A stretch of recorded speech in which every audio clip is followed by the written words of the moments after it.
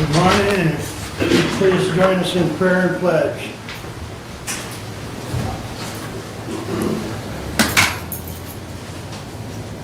In lieu of prayer this morning, I would just like everyone to take a moment and pray for the families and the victims of the floods in Central Texas.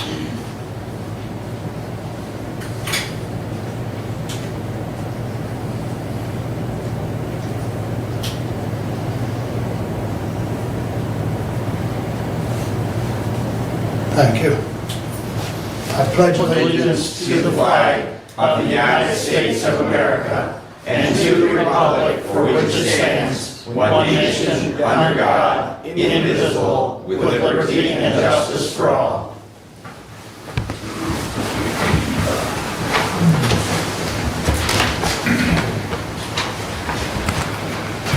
We have our first call out to the public.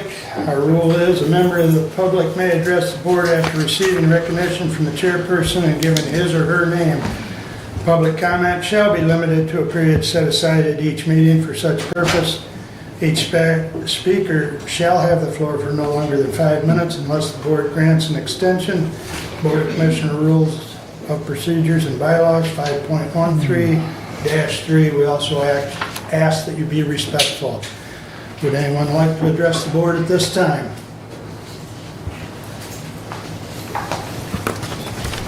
Good morning. My name is George Allen, and I live in the city of Hillsdale, Ward 4, with my wife and 3 children. I'm speaking today to once again urge you to vote against the bond issue on behalf of Lifeways. The amount of money involved, the county's current financial position, and Lifeways' increasingly uncertain future make this bond issue an absolutely unacceptable risk to our tax dollars and public services. Lifeways is free to pursue a commercial loan without the backing of the county and should not be putting the taxpayers at risk by asking that the public credit be laid on the line on their behalf. Lifeways is not a department of the county government. It is an independent non-profit with its own board, its own millage, its own income, and its own credit. The bond would save Lifeways just 1% of their annual budget while risking 1/16 of the county's entire general fund. Meanwhile, federal funding, which is Lifeways' primary source of income, is being dramatically slashed, with consequences to Lifeways' budget still probably largely unknown or unaccounted for by the county, but no doubt extremely damaging.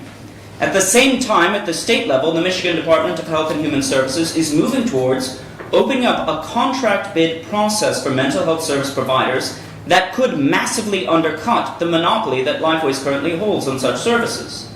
Lifeways may be facing major restructuring and downsizing in the near future. Counting on them to be able to meet their financial obligations is clearly unwise in the present climate. Going forward with this amounts to a bailout on the part of the county government, one with very little public support and a great deal of public opposition, and would be an unconscionable abuse of the public credit and public trust. Frankly, I can't see how any bank looking at this situation will want to lend such a sum on any terms to such a borrower. The banks have to know that lending to Lifeways is an increasingly risky business, and that the county that's offering to back up their credit couldn't possibly shoulder the obligation if it fell on them. The county's not good for it. Undertaking this extraordinary risk while we struggle with an overcrowded jail, unserved warrants, failing roads, neglected parks could be catastrophic. You're talking about locking the county into a decades-long financial obligation that it cannot afford on behalf of an organization whose credit cannot be relied upon. There is simply no reason to do this and a huge number of reasons not to. Thank you for your time. Thank you. Anyone else wish to address the board at this time? Joseph Hendy, 181 Rhea Street. I think this whole thing was poor planning. You gave the health department free rent for 20 years.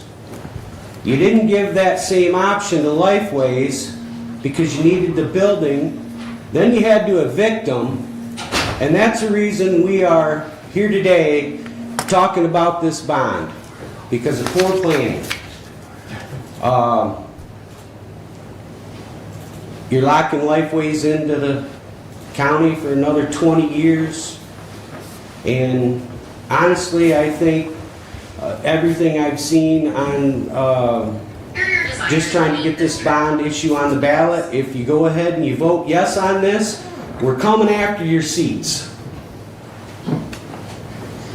Anyone else wish to address the board at this time? Can I ask a question? Can I address the board?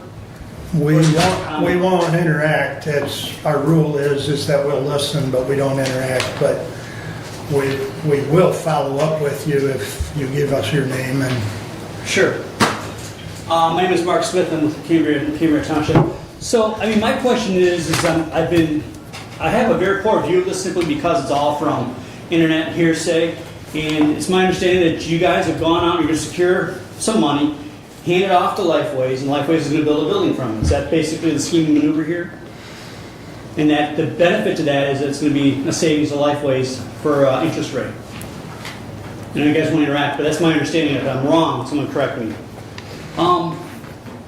So, is there a risk mitigation plan around that $15 million that had been created by this body just to mitigate any risks around that $15 million? And if so, is that available for public review?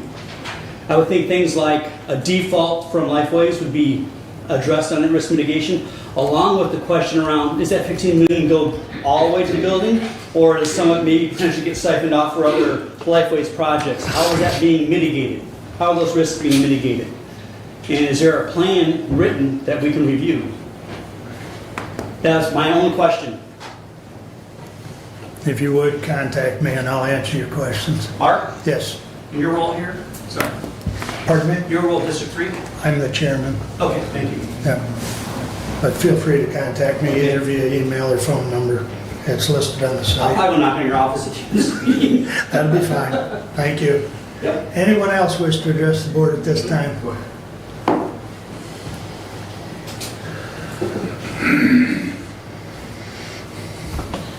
My name is Jean Heisey, and I live in the 4th Ward. My comments are addressed to you, Mr. Wiley.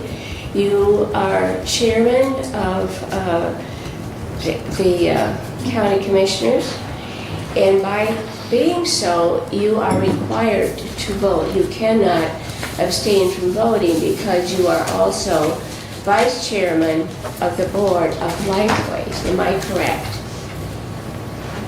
And so I would think that to save yourself, because there is, I think, a deep conflict of interest here, that it's important that this issue be put as a referendum on the ballot. That gives every voting member in the county a chance to make a decision on this, because it is our dollars that are at high risk, not only for my generation, but for the next generations. We keep talking about government bond, government this. It's not government. That's our tax. Whenever it's government anything, that comes directly out of our pockets, no matter what the program is.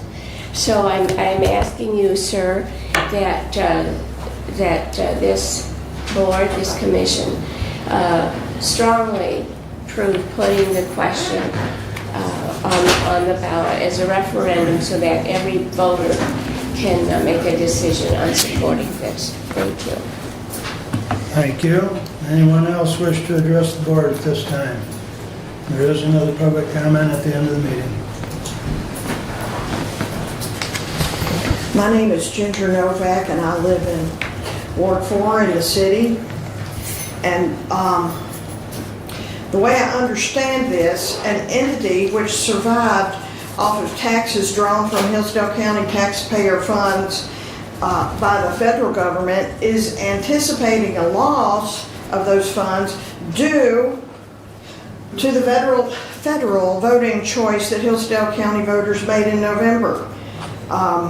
In order to punish us for daring to make such a choice about the use of our own money, this body of Hillsdale County citizen representatives, and believe me, I use that term loosely, has determined we need to pay more, not less.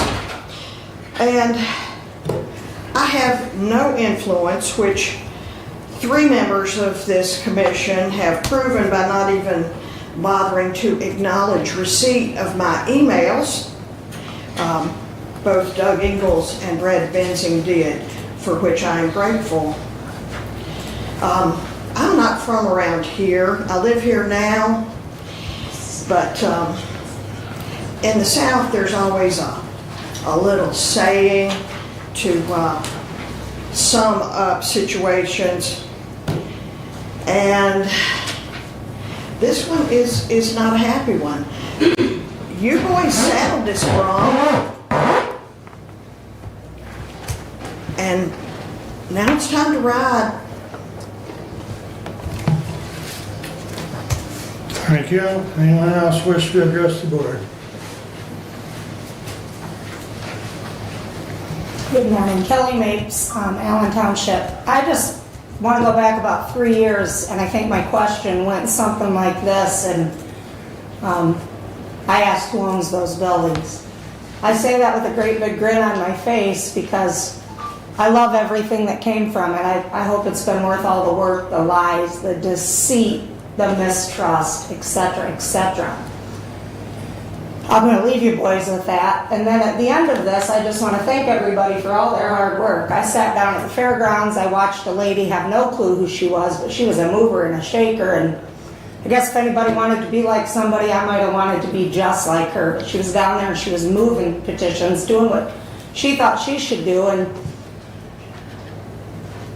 if people are going to be at this fairgrounds, which is in our area, on a family day, I think you guys should set out rules and better guidelines to people that maybe rent it or are there to do whatever they're there to do. I think we need a clear understanding so people aren't misinformed and misunderstood. And because we all know what comes from that, something called, I think, repercussion, right? I'm a great example of that. Been arrested twice for my First Amendment right, etc., all for pretty much asking who owns those buildings. Because let's remember, I worked there 30 years. I know. Have a great day. Thank you. Anyone else wish to address? My name is Mary Mintz. I live in Somerset Township. And I have presented a lot of things to this board, and I have listened while Lifeways representatives and the board talks about how Lifeways is not a bad risk. They've never defaulted on anything. I'd like for this board then to answer why in 2012 they had over $3 million deficit, and both Hillsdale County and Jackson County had to increase the amount that we gave to Lifeways, and it was just paid off in 2024. So I'm sure you all know what I'm talking about because it just got paid off. You started the payments in 2015 and it took 10 years to pay it off. So it's not that they have not had problems before. So with the economy and things going as they are, I believe that's a real problem that should be addressed. And I would also like to know when this board is going to address the questions I had regarding the members of the board of directors. As I said before, I have gotten the resolution from the original appointment of Lifeways as the mental health authority, and 2 of the seats are reserved for commissioners. So why is Kathy Schmidt still on the board? Thank you. Thank you. Who else would like to address the board at this time? Hearing no one else?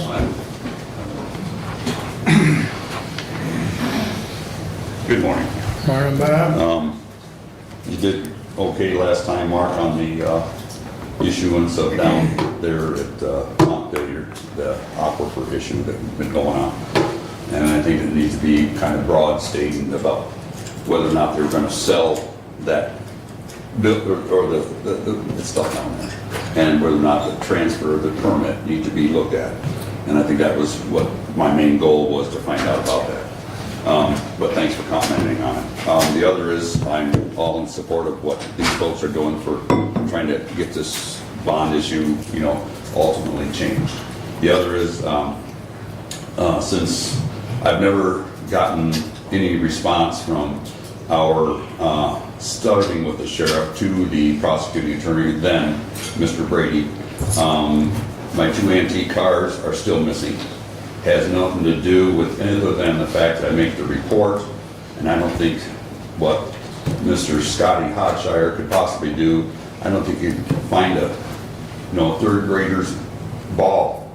I mean, it seems like the investigation is never going to be ending, and so I think his lack there is no different than what the previous undersheriff that was there has the same kind of qualities. But I thank you. Have a great day. Thank you. Anyone else wish to address the board at this time?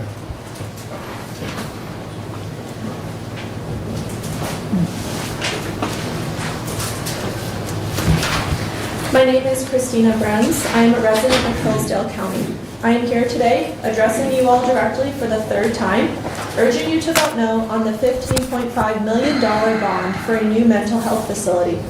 I have had the privilege of working with the group Citizens for Hillsdale County this past month, a grassroots operation started by a handful of busy parents who have little to no background in political action committees or referendums of any kind. The task at hand, 10% of registered voter signatures on paper petitions, was a massive undertaking given the short 45-day window. I personally spoke with hundreds of people regarding this bond issue. The people who signed the petition came from all areas of the county and had varying opinions both for and against Lifeways as a corporation.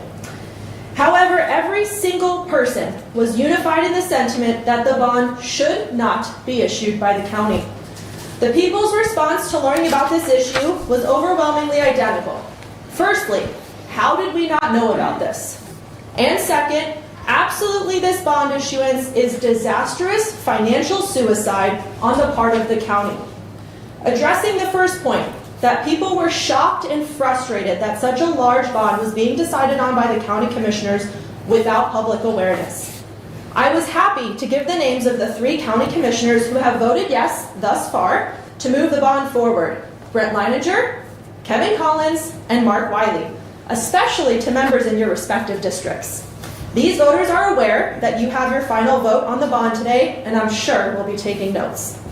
To the second point, that the bond issuance is utter fiscal recklessness on the part of the 3 commissioners who have thus far voted yes.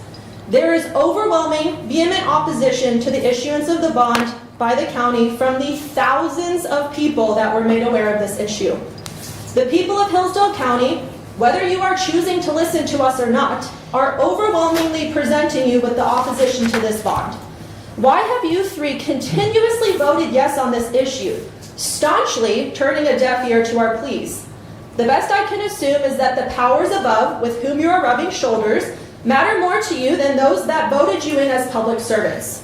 To be clear, your vote at hand is not a decision on if Lifeways will continue to operate in Hillsdale, as much as those bussed in from Jackson County so desperately want the public to believe. Your vote is over issuing a bond, a financial decision, one that puts our county on the hook for a $15.5 million new mental health facility. With the recent information coming in regarding 26% cuts to Medicaid, of which Lifeways receives over 90% of their funding, and the state restructuring of mental health contracts, now is not the time to be trying your hand at entrepreneurial banking. I stand here a 3rd and final time begging you to vote no and protect our county from financial ruin from this massive liability. Thank you. Anyone else wish to address the board?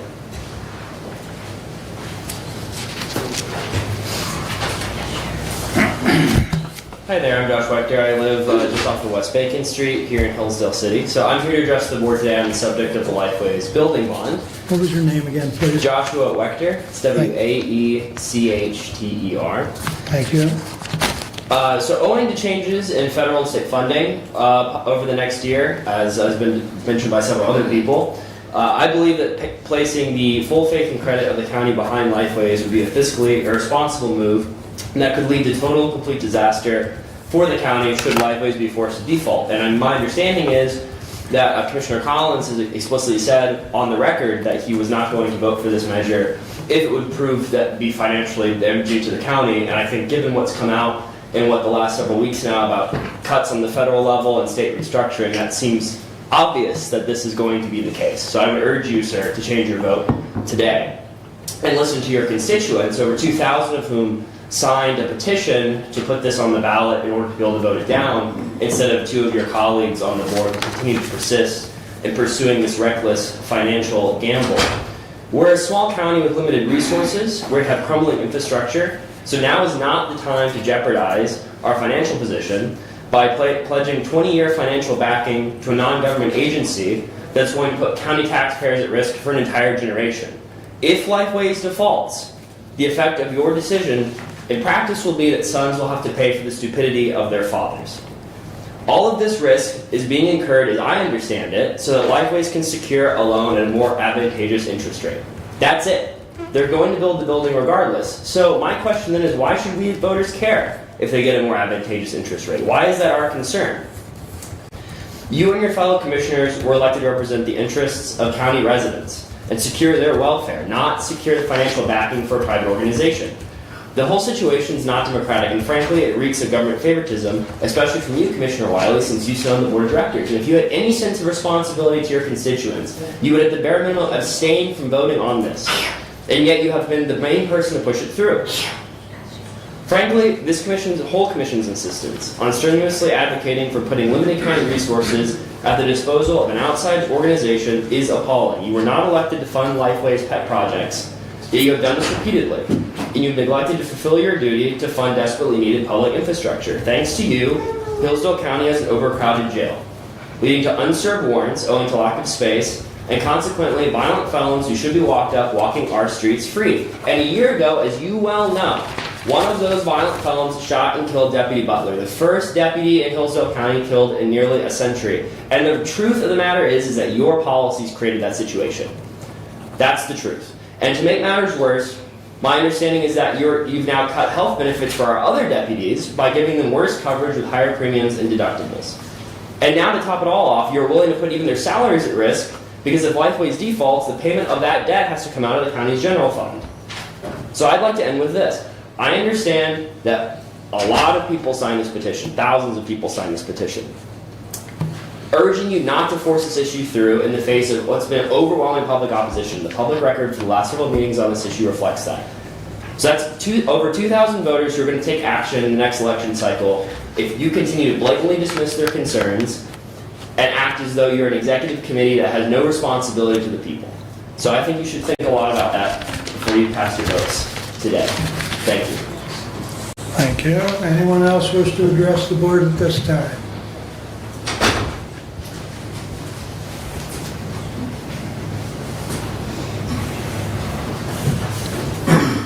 Matthew Bentley, Hillsdale. Congratulations, you have a way out. They cut all the funding. This ought to be an easy vote now. So do the right thing, save face, and save our county. Thank you. Thank you. Anyone else? Good morning, my name is Parker Helmberg. I live in Hillsdale. One of my issues is that we ought not simply just trust that because a bureaucracy or because an organization says they set out to do something, that they are necessarily going to achieve it. We need to be able to hold them accountable. And what I see this bond measure doing is removing our ability to hold them accountable. What if we judge that Lifeways is not actually doing a good job in doing what they set out to do? We could ideally then turn to somebody else and give them a chance to do it better. But with this bond measure, we are essentially locking ourselves into a decades-long relationship with this organization that severely limits our ability to pursue other options in case this isn't working very well. So that is why I would urge you to vote no, respectfully. Thank you. Thank you. Anyone else? Lance? Good morning. How's it going?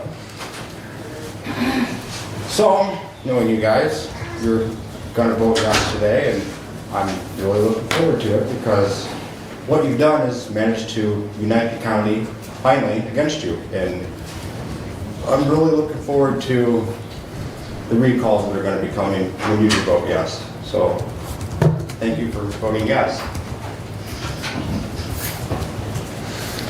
Anyone else?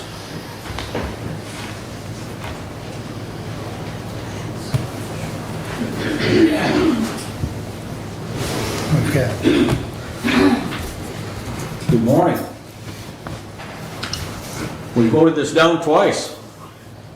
The question remains, why did it come back a third time? What's the underlying motive for bringing it back a third time? There's got to be something here that we're not seeing. And I don't know what that would be, but there's got to be an underlying motive here. And I have one other question. How did the petition results make the 7 o'clock news this morning when it was just turned in last night, 4 o'clock? How did it make the 7 o'clock news this morning so bright and early?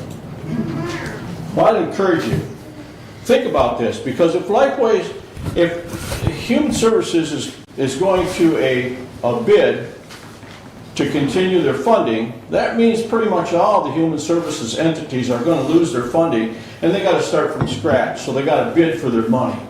Lifeways might not win a bid at all. They might not even be Lifeways by the end of all this when it all shakes out. So then, there we are, standing there holding the bag of $15.5 million, and Lifeways is non-existent. You can't say that can't happen, because that could happen very easily. Thank you. And remember, we did vote this down twice. Why did it come back a third time? Why? What's the underlying issue? Anyone else wish to address at this point? All right, moving on. Oh, wait a minute.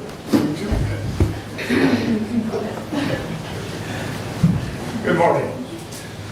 Tom Galt, Hillsdale Township. I'm not going to make any claims of eloquence, but I can say ditto to some of my friends and relatives who have made their comments relative to the Lifeways bond issue.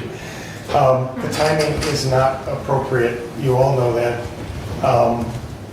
It was voted on twice and refused, and something changed, and the third time it passed. So votes and opinions can change, facts change, circumstances change.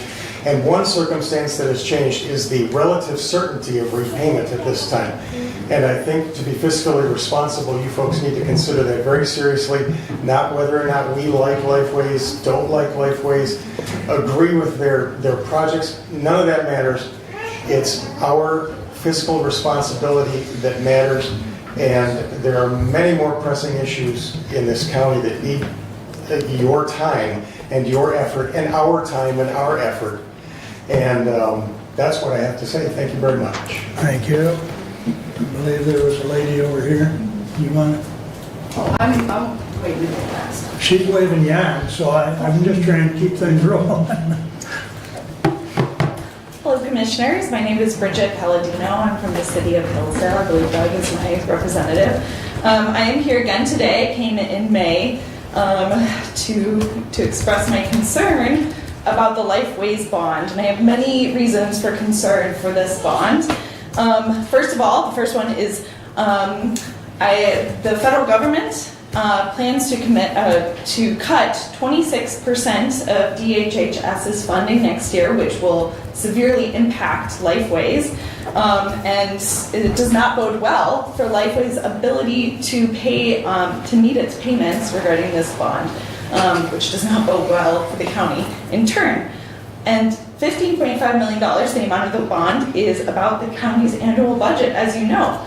If Lifeways defaulted, which it would appear that could happen with the federal cuts to DHHS, the county would be horribly crippled. And this, as a 10-plus year resident of the county, I love this county. This is horrible. This is bad news. Lifeways has admitted to being able to find other financing in the past.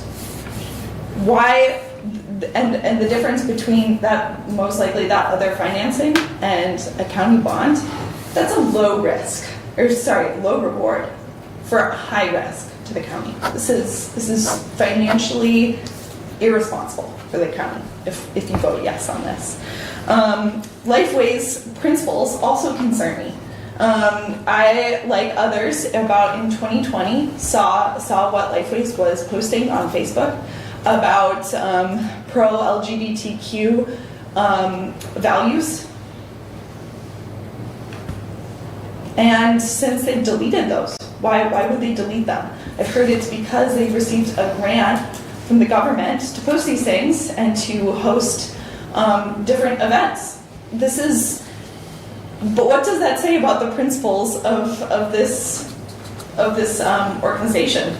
They're going to take money and they're going to do whatever they need to get money from the government. That's ridiculous. This organization clearly does not have values, principles, and that is alarming to me. Of course, when they're asking for money from the county, they look the other way. We no longer have those values that we are posting about in 2020.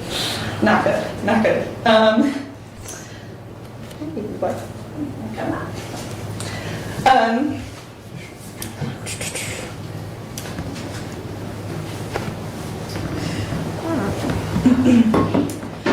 Lastly, and most importantly, when I was here in May, I urged you to consider what a bond is.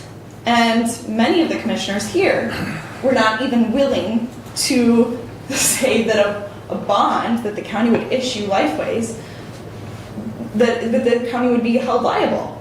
That's very, very concerning for me, that my commissioners who are voting on this at one point didn't even know what a bond was, or was willing to be deceitful about what a bond is and how that would affect the county. It's very concerning.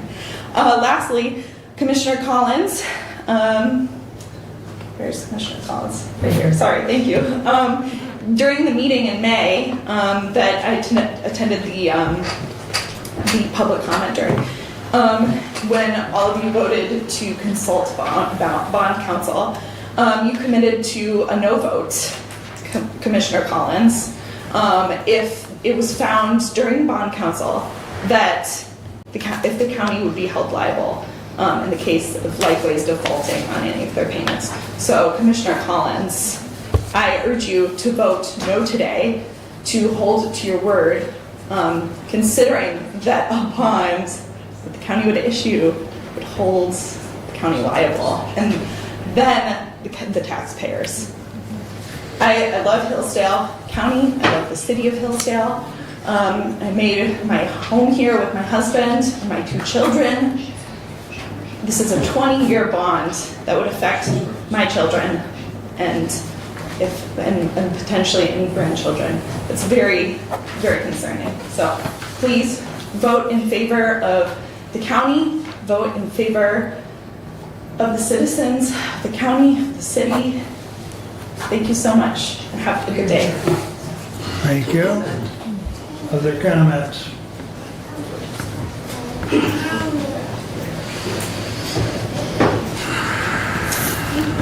Good morning, Commissioners. My name is Ashley Risher. I live in District 2. Over the last 45 days, I have been working with Citizens for Hillsdale County. This is, as previously stated, a grassroots group organization. Most of us didn't even know each other before we started this. And over the last 45 days, have united with not only all of the voices you've heard here, the countless emails you've received, and the over 2,000 signatures, 2,480 signatures from people in this county that want this to go to the bond, or the ballot, so that we have a choice in this as well. You have, Mr. Leininger has said it's fiscally irresponsible to spend $100,000 on a general or on a special election for people to give their voices. But it's not fiscally irresponsible to issue a $15.5 million bond to a company that just announced a 26% decrease in available funding and is looking at restructuring when they are even admitting themselves they're nervous about the future. Is this really a wise idea to enter into this? And Mr. Wiley, you have recently said via email the county's not going to be responsible for the payments on the bond when asked where the money will come from to make this. So, which I don't understand when it's been obvious through the bond council and everything else, the county will be responsible for this. I don't understand why the two of you, and Mr. Collins included, seems to think that you don't have to ask the people, you don't owe us anything, and that we shouldn't have a say in a decision that affects our county so greatly. Please, I am urging you to listen to your constituents, because these signatures were gathered with a group that didn't know each other in the beginning and organized in 45 days. If we can get almost 2,500 signatures in 45 days with an unorganized group of people, imagine what we can do in 60 days with a highly motivated, highly organized group of people. Thank you.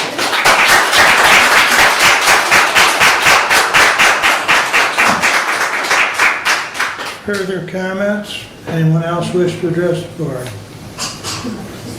Good morning, Mr. Dunn. Good morning, Jake Braun, Ward 1. I'm sure you've heard many arguments in opposition this morning.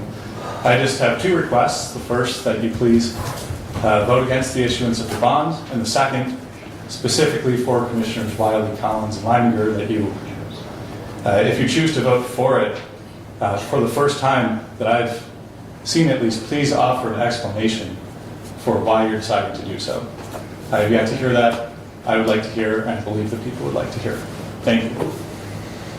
Thank you. Anyone else?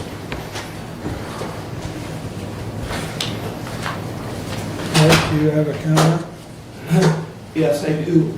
We've received email. Go ahead, please. No. Hi, guys. Jim Graves, Adams Township, and I appreciate the people that are here today. I appreciate the prepared comments. I don't have any prepared comments, but I concur with everything I've heard here today and what I've studied on this issue. And I simply, to the people who would be, commissioners that would be in support of this, I ask and I plead that you reconsider and that you reject this, and that you vote no, please. And many of you here I've known for years and consider friends, and I just plead that. I ask you to do that. Thank you. Thank you, Jim. Anyone else? Doug, you had a comment? Yes, we've received emails asking to be read in public comment. Is that something that Chairman will do? The advice that I got previously on that issue, if they were directed to a specific commissioner, they would be read into the record.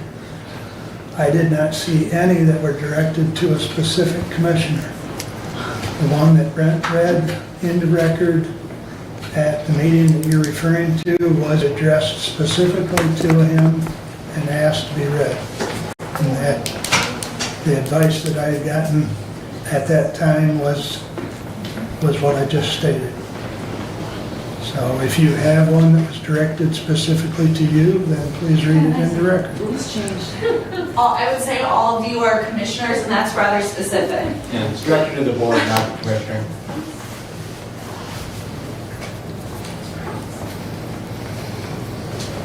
Especially when you announced at that meeting that anybody who wanted it read in the record just has to send it in and ask for it to be read in the record. You didn't say address it just to one.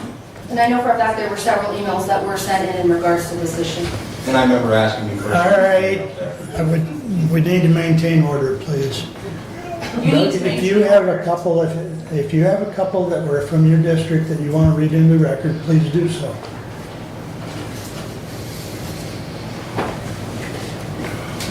Dear County Commissioners, I request that my email be read as part of public comment and recorded in the meeting as public record. Please vote no on the Lifeways bond. It is unnecessary financial risk For Hillsdale County, Lifeways can obtain a private loan. No one is being denied access to mental health if they obtain a private loan, and our county avoids financial risk if the bond is called in. Since MDHHS has lost 30% of their funding since your last vote, and since Lifeways receives substantial funding through MDHHS, the risk of the bond being called in is becoming a reality. Can I ask you to picture yourself instead something like a community pool, a splash pad, something any member of the community can use. Cold water is the nearest outdoor public pool. Public amenities in Hillsdale would draw business to the area. Sandy Beach at Lake Wabeats is already crowded. Not everyone can or wants to swim in the lake. What an opportunity to build a community around being outside, exercising, and spending time with friends and neighbors. If the bond is called in, any innovation in our county would be on hold for 20 years. We pay taxes at a federal level already for Lifeways budget. Please don't make us take the risk of paying them twice via bond at the county level. Please don't impoverish our county. Don't run the risk of paying $15 million. It's unnecessary and imprudent. Don't take the risk. Please vote no. Our community deserves better. From Hillsdale City resident Catherine Timmis.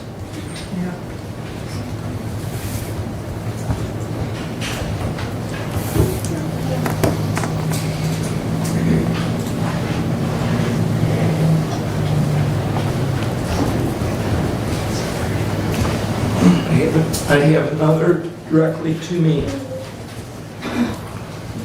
Commissioner Ingalls, in advance of tomorrow's meeting to decide on the $15.5 million building bond for Lifeways, I'm writing to express some of my concerns and to urge you to vote against issuing the bond. Owing to changes in federal and possibly state funding over the next year, I believe that placing the full faith and credit of the county behind Lifeways would be fiscally responsible move that could lead to total and complete disaster for the county. And should Lifeways be forced to default?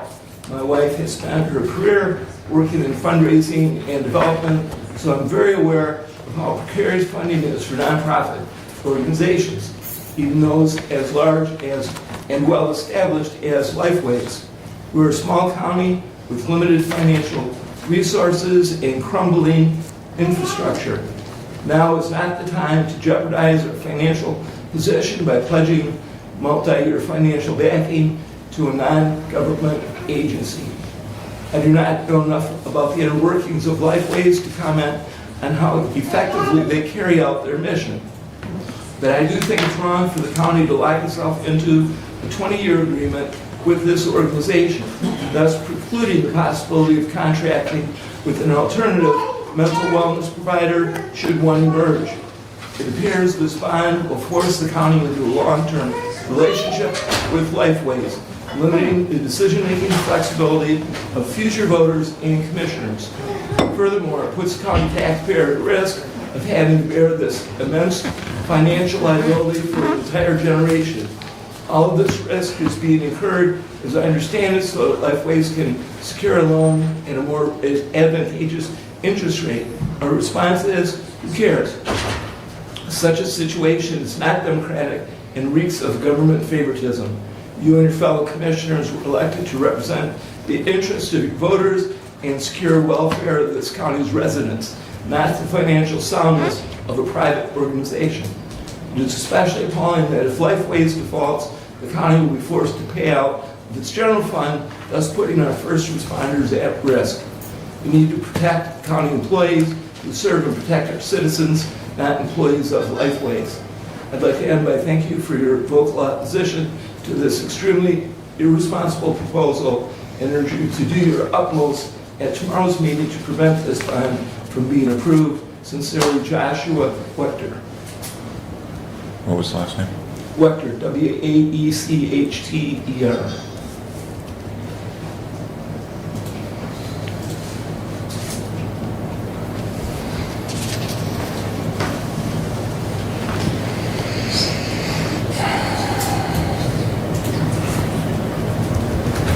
Another directed to me.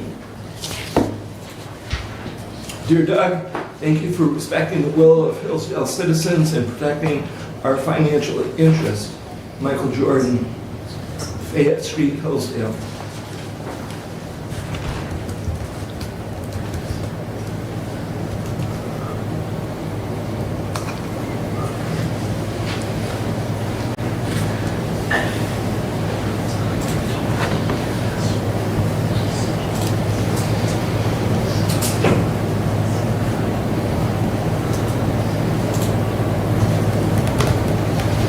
Those are the ones directed to me and from my district. I have others that have asked to be read that were directed to all of us. So, Is there any other comments from the commissioners at this time? Okay. I'd entertain a motion to approve the consent agenda. Mr. Commissioner, I would like to pull item 4.4 off and put underneath your report if you can. 4.4. Yes. I'll support that. Any other additions or corrections to the consent agenda?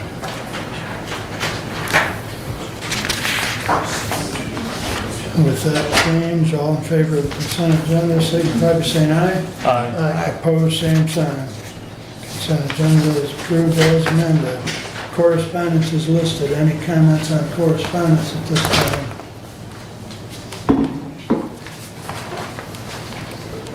Regular agenda, entertain a motion. Mr. Commissioner, with the addition of that 4.4 underneath your report, I would also like to add a closed session at the conclusion of your report for strategy connected to collective bargaining agreements. And if we can, because we have bond counsel on, who does have another meeting to go to, if we could take up item 10.2 here right after we approve the agenda, it would be appreciated to the bond counsel.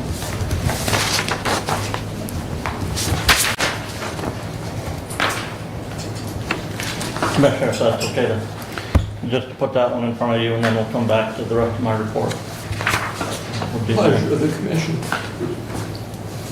All right, so the two changes I'm hearing is a closed session at the end of my report for purposes of contract negotiation discussion, and moving item 10.2 in front of Commissioner Engel's report. Is there any further discussion or further changes? I didn't hear who supported it. I'll support it, just want to keep it moving. Is there further discussion on the changes? All in favor of the regular agenda as amended, signify by saying aye. Aye. Opposed, same sign. Regular agenda is approved. Mr. Leiner, you have the floor. All right, well, we have in our packet resolution 25-095. Because of the length, I am not going to read the entire resolution. 25 pages? Well, the actual resolution is not completely that long because of the appendixes. There's 11 pages, Commissioner. I do have a slight change to propose to that resolution, and it is in paragraph number 3 on page 2. And Mr. Day and I emailed you, I believe, a copy of that. I do have a copy of that revised resolution. Can you say again, please? It's on page 2, item number 3, issuance of bonds. Okay. And there will be a proposed adding additional language to this. And, officer defined at the time of sale, provided, however, that the principal sum determined by the authorized officer, excluding any premium paid by purchaser of the bond, shall not exceed 80% of the cost of the improvements as described in this paragraph. And that is inserted there after at time of sale, and the next paragraph. And so with that language, I would move for the adoption of resolution 25-095. Support. Kevin support. What's that? So it's not being amended, it's being presented with that change. Correct. Correct. Gotcha, okay. Correct. Do you have that in writing so I can look at it? Yes, Commissioner, I will. I can't. That was just, basically, that was just sent to us, and basically that's requiring a 20% down. 20%, Commissioner Wright. Who supported that? Kevin did. The highlight, the yellow highlight.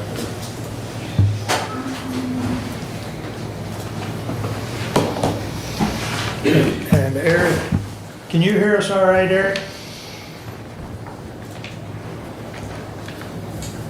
You're muted, Eric. There.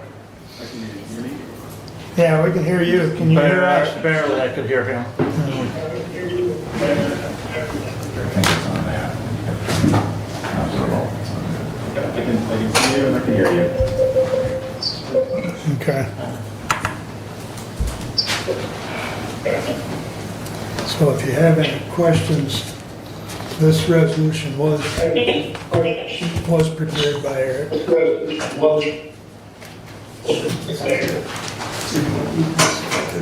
Thank you.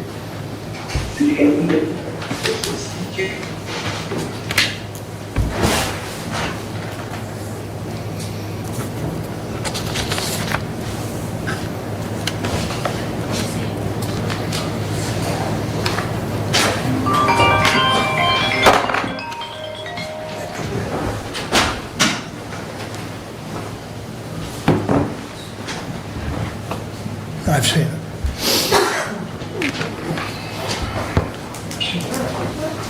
Eric, just a quick question for you. Underneath the Act 34 that we're...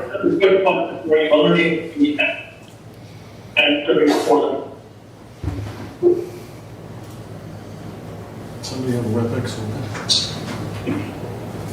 You're just getting an echo.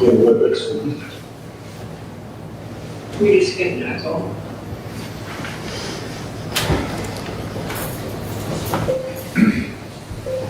As I read the statute, Eric, the only way to put this funding mechanism before the voters is with the 10% signature. The Board of Commissioners cannot vote to put this on a ballot because there's no tax levy associated with it.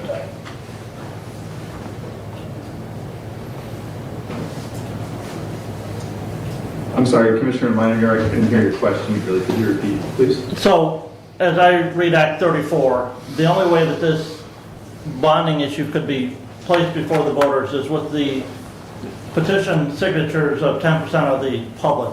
We as a Board of Commissioners cannot vote as a body to put it before the citizens underneath the Act 34 funding mechanism.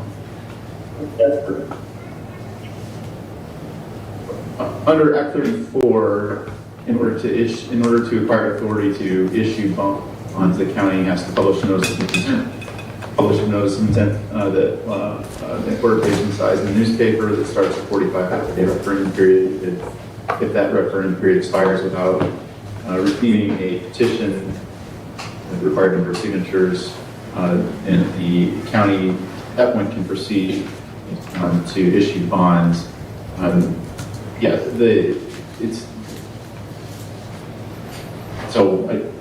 The answer is it's not a mechanism to offer voted bonds for consideration by the public at a ballot at an election. The state of Michigan has other statutory procedures for calling an election and putting forth a bond proposition to the qualified electors in any local unit. So may I ask a follow-up question, Mr. Chair? Thank you. So Eric, to that, we do not have the ability under Act 34, but are there other statutes that would allow the County Board of Commissioners to place an issue for issuing general obligation tax bonds for the voters and giving them the ability to vote on that.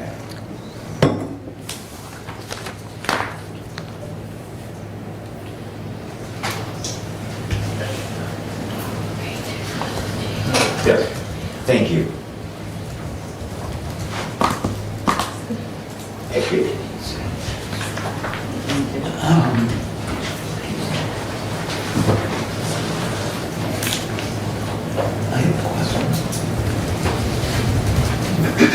I'm wondering if he's hearing the question and if we're getting an answer to the question that's being asked.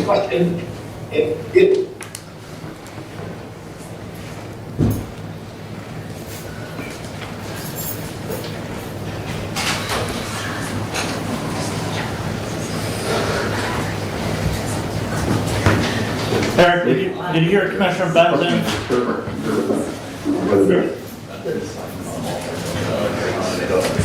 I heard it, so I can probably think of it. Here's a question that, are there other jobs in Michigan that, or whether I can put on competition on the ballot? The answer is yes.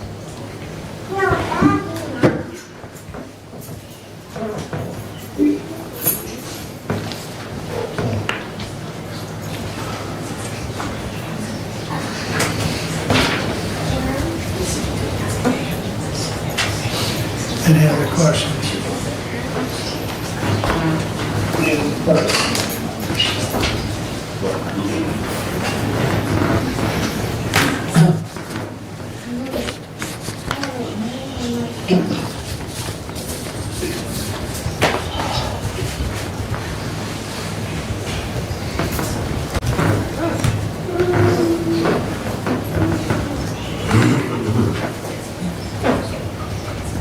Eric, we have quite a few public here today.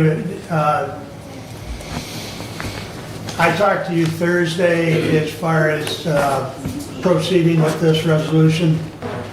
Would it be possible for you to encapsulate that, or encapsulate the key points that you and I talked about?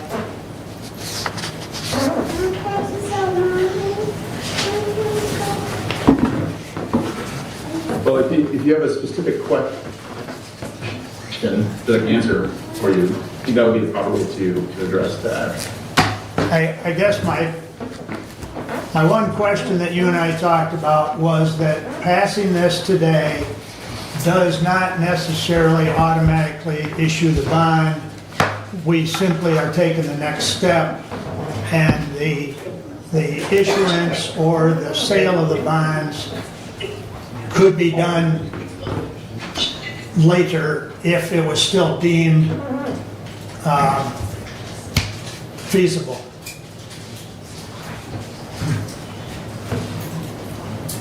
That's correct.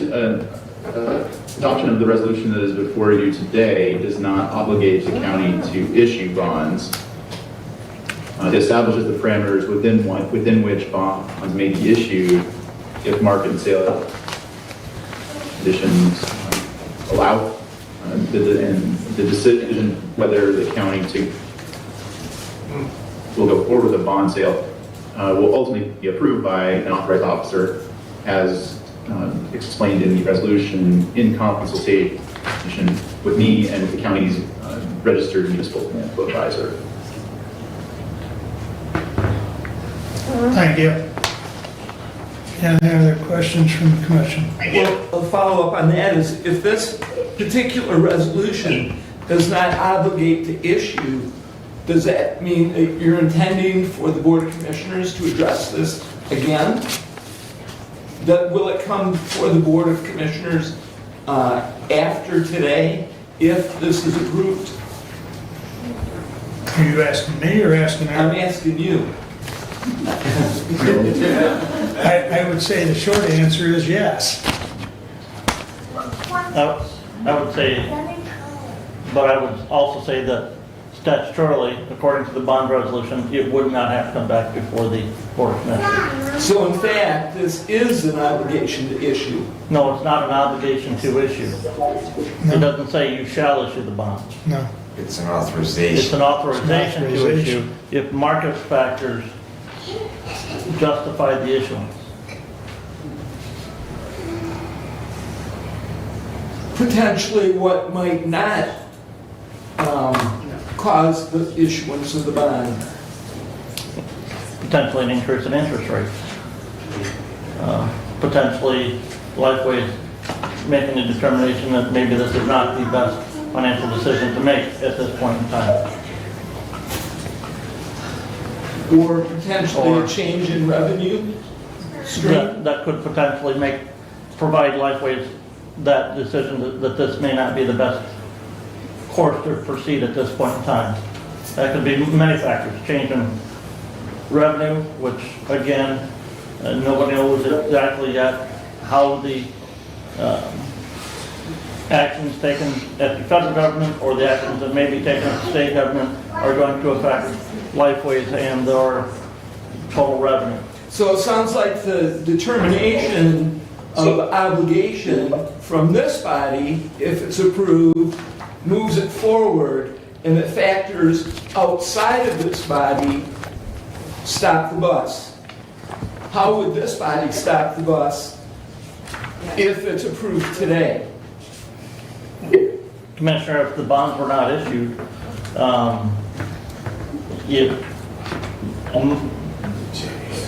if the issue is passed, one of the commissioners who voted in favor of that could bring that back for reconsideration.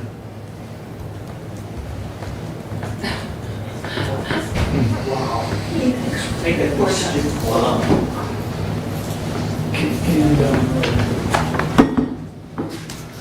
Further discussion? Any more questions for Eric?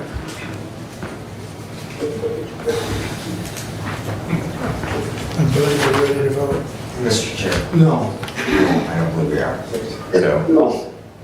So I would like to propose an amendment to the resolution that simply replacing it with that the Hillsdale County Board of Commissioners places before the electorate at the August 2026 primary election the question of should the county issue its limited tax obligation bonds for the purpose in the amount of $50,500,000 for the purpose of constructing a community mental health facility.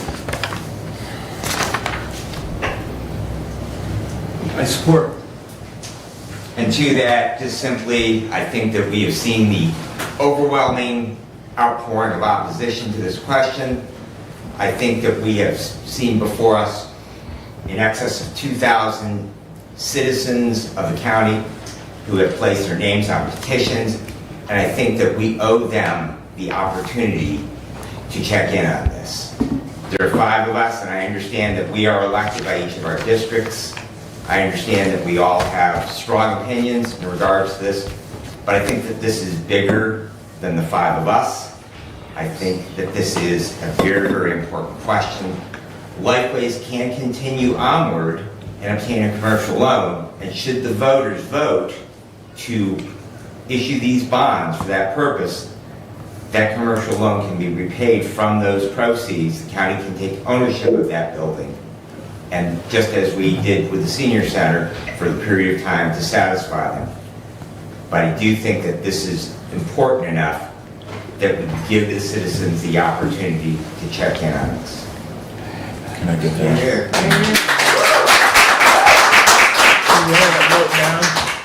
I'm sorry, I don't have it written, I just took it from the language. Where are you inserting that? I'm just simply replacing the entire resolution. Okay. Could you repeat it one more time, please?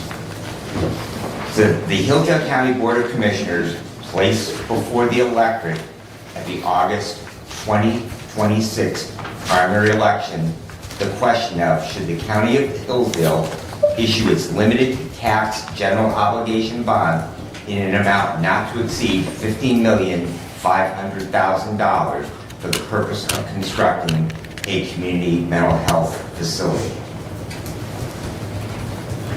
Commissioner, if I may. Eric, you have your hand raised, and Commissioner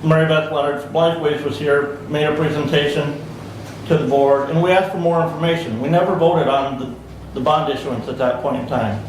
So everybody who's been saying that this has been voted on before, multiple times, they're not correct. It was voted on once. Additionally, many times in the legislative process, you can go to Lansing, you can go to Washington, D.C., bills are introduced in a session, they die at the end of a session, and are reintroduced in the next legislative session. Same thing happens here. I understand, we had 6.6% of the registered voters, potentially, of the county sign a petition. We're not sure on that because the 2,400 number that was submitted, we don't know that all of those were valid signatures. But that's based on the registered voters at 6.6%. I am concerned as to, Commissioner Ingles is going to talk about a building lease in a minute for a building that Lifeways has already paid for, still owned by the county, but Lifeways paid for, and now we're going to only offer them a year and a little bit of time to vacate that building, and there's no plans for where they're going to go.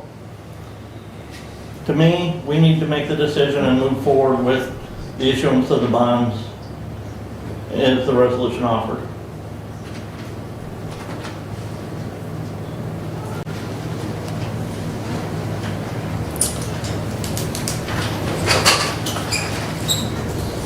So as has already been stated,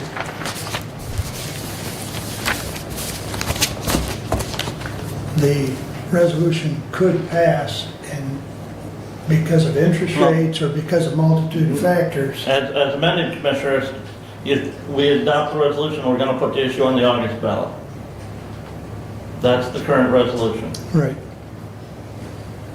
Because it's as amended currently, because the amendment passed 3-2.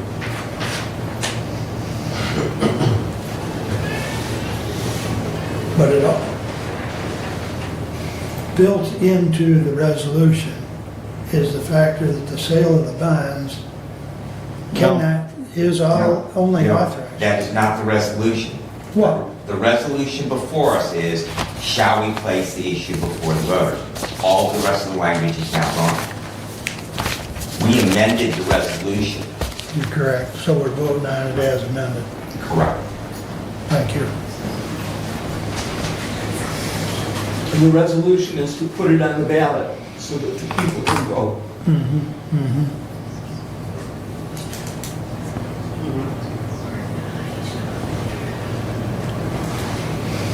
Further discussion?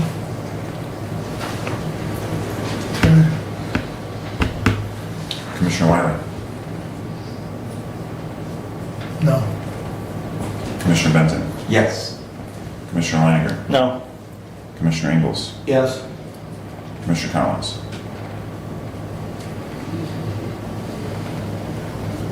Yes.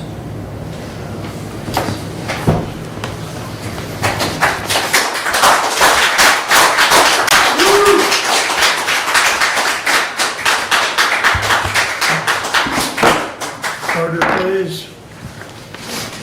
Doug, your report, please. Thank you. I'll take my action item 25073, July 8, 2025, to Honorable Board of Commissioners. We authorize Chairperson of Hillsdale County Board of Commissioners to sign the lease agreement between County of Hillsdale and Jackson Hillsdale Community Mental Health Board, DBA Lifeways, for the office building located at 25 Care Drive, Hillsdale, Michigan 49242, for the term of 1 year, commencing May 1, 2025. Respectfully submitted, Doug Ingles, Chair of Facilities Committee. Support. Point of order.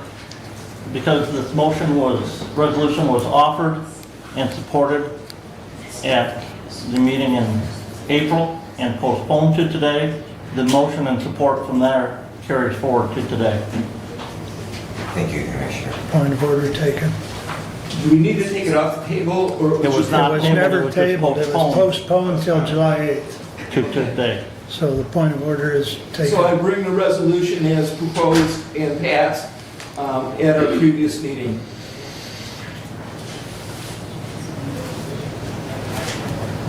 I have some questions, Commissioner. Please. Commissioner Ingalls, in the new lease agreement, where did the number come from for the increase in the annual rental rate? And why was it not based off of the increase stipulation factor that was outlined in the prior lease agreement? The department had negotiated with Lifeways and came to agreement with Mary Beth, and that includes all the points in the lease.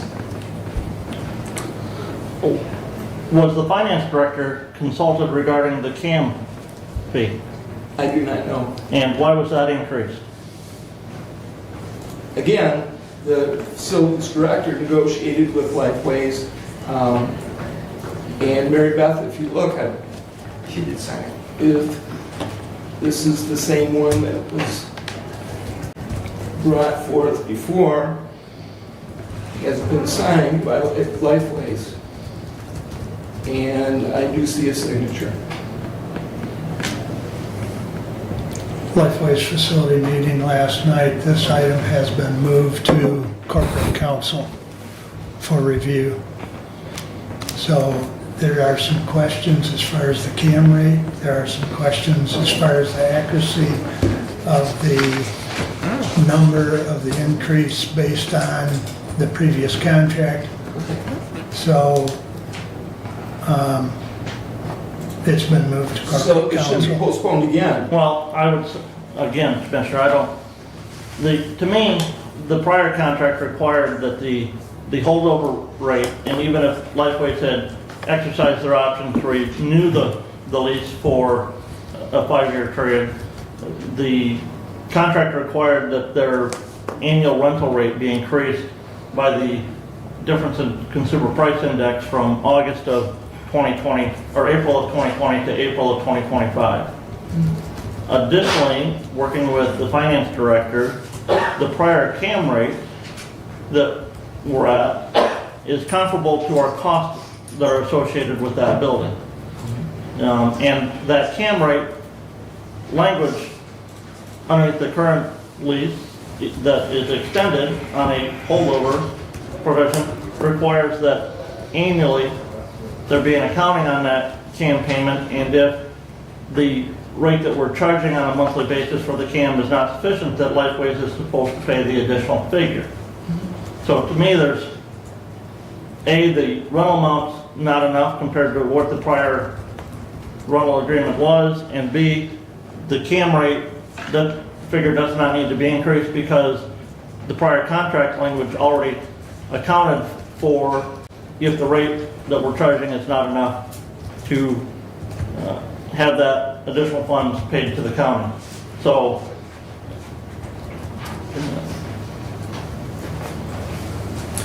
So my question back to you is, we've had this lease for over a month, and these are the first time you've brought these concerns. I'm just thinking that, to me, it's a true statement. Well, he expressed some of these concerns at the May 13th meeting, that's why it was postponed. Well, no, it was postponed because the bond question was... Yeah, it was postponed because of the bond question. And again... But, so my question is, we could have addressed many of these questions, absolutely. And if in fact you say that Lifeways Facilities has questions, then this is not ready to go. And so I, in fact, would withdraw. It's fine. It's already been supported. Are you okay with withdrawing it? There's been debate, Of course, we've already discussed it. Pardon me? There's been debate, so it's too late to withdraw. Yeah, it's too late to withdraw. So my question is that what was the facilities committee and Lifeways logic when the director of Lifeways has already signed this document? So we have offer and acceptance on part of Lifeways already, what was their logic to go back now and address those questions? Because their director has already signed off on this lease, as we're seeing it here today. And so now it's simply for our approval. I can't speak for Mary Beth, but I know the committee wanted it looked at by corporate counsel. So if we approve it today, she's already signed off on it. We've got her signature.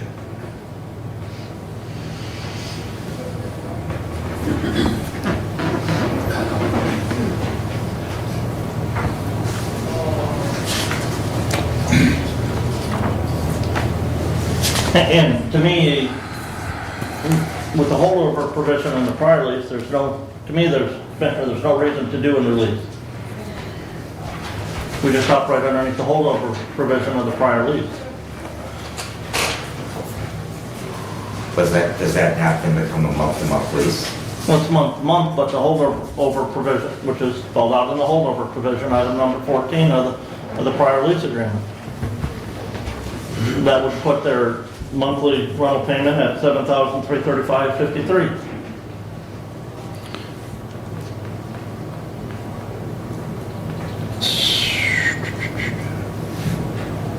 And leaves the CAM at $5.25 per square foot. Yeah,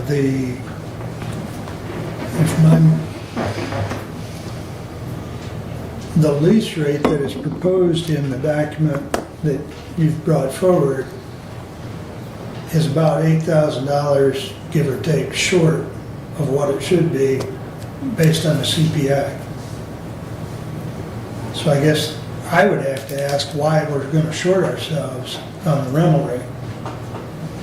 So that would be my question for the document itself that's on the table.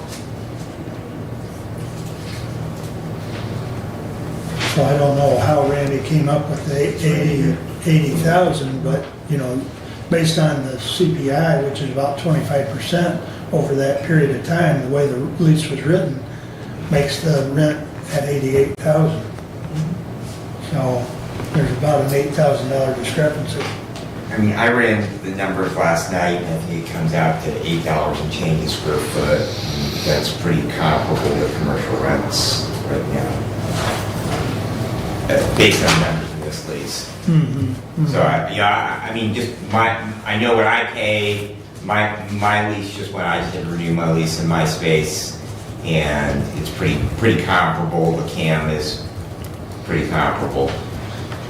But the way the current lease is written with the language of the CPI to be figured over the 5-year period,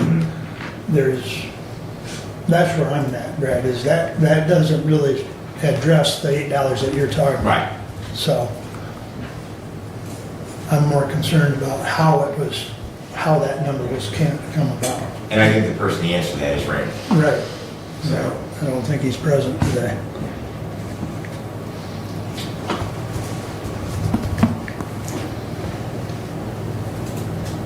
I guess my thought, since we've already debated it, we can't withdraw it, we should vote it down and then bring it back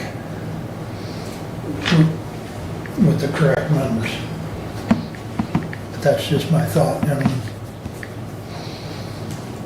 The initial concern was the Lifeways lease expired March 31. Mm-hmm. The intent was to match up the lease with the letter commissioners had written, I believe it was last November. Is that November? We authorized a year plus month to month up to 6 months. That was your motion December. on April. That was your motion on April 9th. April. So in that regard, that's the. No, we had a letter that we wrote. Your motion was April 9th. The letter was in May. The first meeting in May.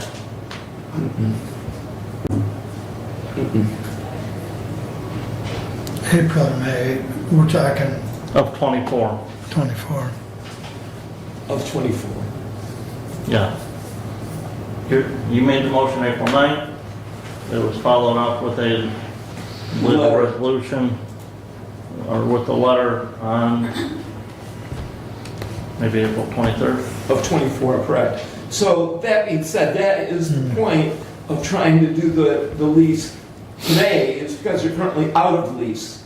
The month-to-month holdover, you know, if that's the desire of commissioners, is to let them go month-to-month. Actually, I think there's, that gives Lifeways a chance to finish their building and move from 25 Care Drive sooner, rather than being committed to a year plus 6 months, you know, month to month, you know, up to. The concern that I have is the renovations that will be required for district court, and having a chance to prepare 25 Care Drive in a timely fashion. That's, you know, so if we can find a way to shorten Lifeway's time in at 25 Care Drive by allowing month to month, you know, that is, you know, more favorable for preparing for our move of district court.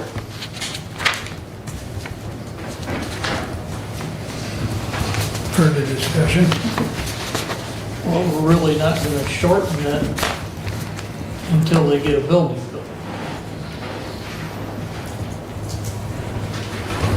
Well, the elephant in the room, though, is we need a home for district court. I mean, that's the elephant in the room, that we sold the building, we've got to find a place to move our district court to. So we need that space. So we do need to keep the incentive on Lifeways to keep moving along. Well, my question is, sorry to interrupt you, but No, you're fine. why was the building sold until we had a plan of where it was gonna go? Exactly my point, Commissioner, when we sold the building. And Commissioner Wiley's point when we sold the building. I mean, that would be my only question, is why would we sell someplace when we don't know where they're gonna go? Yep. And there's somebody already in the building? I mean, why wouldn't we have held on to that until after? I mean, if the building sold then, it should sell after the building's empty, and there wouldn't be a problem. I mean, I have a hard time comprehending why it was sold prior to them moving to someplace else. That'd be like selling the circuit court and saying, we're gonna move them, we just don't know where and when, but it's sold and we've got, what, 6 years you gave them? 5. They gave you, or 5.5? 5.5. Okay, 5 to 6 years. We'll round and call it 6. But, You know, I mean, oh, your point's well taken. Brad and I did vote no, but we're at a point now where the body voted 3-2, and we've got to get behind it and figure it out. Yep. But, but Brad and I agree with you, but, you know. And that's my only reason, just to echo what Commissioner Wiley said, that I voted in the minority on that vote to sell the building. But now we have to figure out a plan collectively, because we have a responsibility to have a home for our district court. So we have to look out for the interest of Hillsdale County here. And I understand we have a tenant, a long-term tenant. But I also understand that we have to, you know, our first responsibility is not to the tenant. Our first responsibility is to the district court. And we have to find a home for them.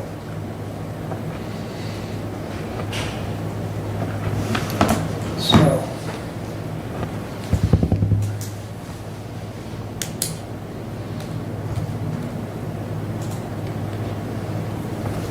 refresh my memory. What was is it 1 year? We're still, right, the lease is 1 year and then month to month for 5 months. I believe 5 months, so, which is not consistent with the resolution from. It's right on the first page. April of 23. Give me to you. The end date is the same. Term. Yeah, there you go. I was just trying to remember.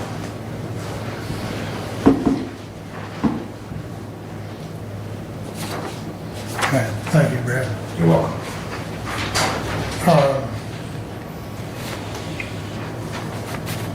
think that was another, or not think, I know that was another concern discussed last night as far as the time. And the month to month, which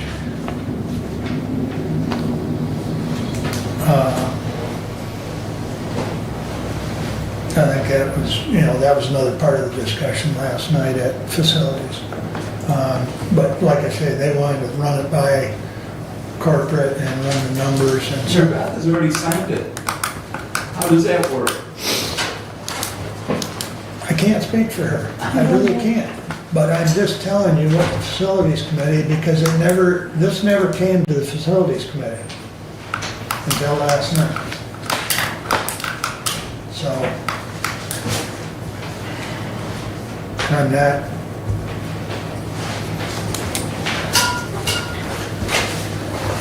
I already stated my opinion, it needs to be voted down and corrected.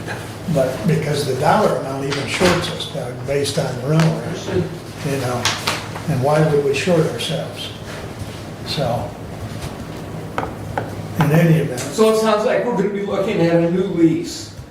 It might be the new one, just corrected. Yeah, Or, I mean, understood. basically the But same different lease. than what we have here. As far as the money amount, yes. So, but we've kicked around. Is there further comment, or are we ready to vote, gentlemen? Roll call vote. Commissioner Benzing? Yes. Commissioner Langer? No. Commissioner Ingalls? Yes. Commissioner Collins? No. Commissioner Wiley? No. We'll try and get something at the next meeting, Doug. Great. Because we do need to get something in place, so. So, Commissioner, and I would just say, I don't think we do. I think the lease that we're operating is still sufficient because of the holdover provision. I won't disagree. It's month to month, but based on the conversation last night, the facilities committee would like something more rock solid than month to month. So we'll work out something. from facilities or from Lifeways? From both. Needs to be a cooperative effort instead of, so that everybody is in agreement.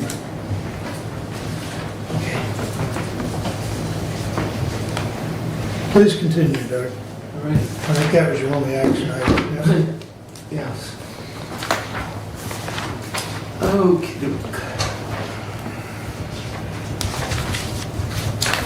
Two reports, one on road scraping and brine is in progress. Should be complete by the second week in July, so we're right about there. Road commission audit was presented with an unmodified clean opinion, no findings, no comments from the auditor.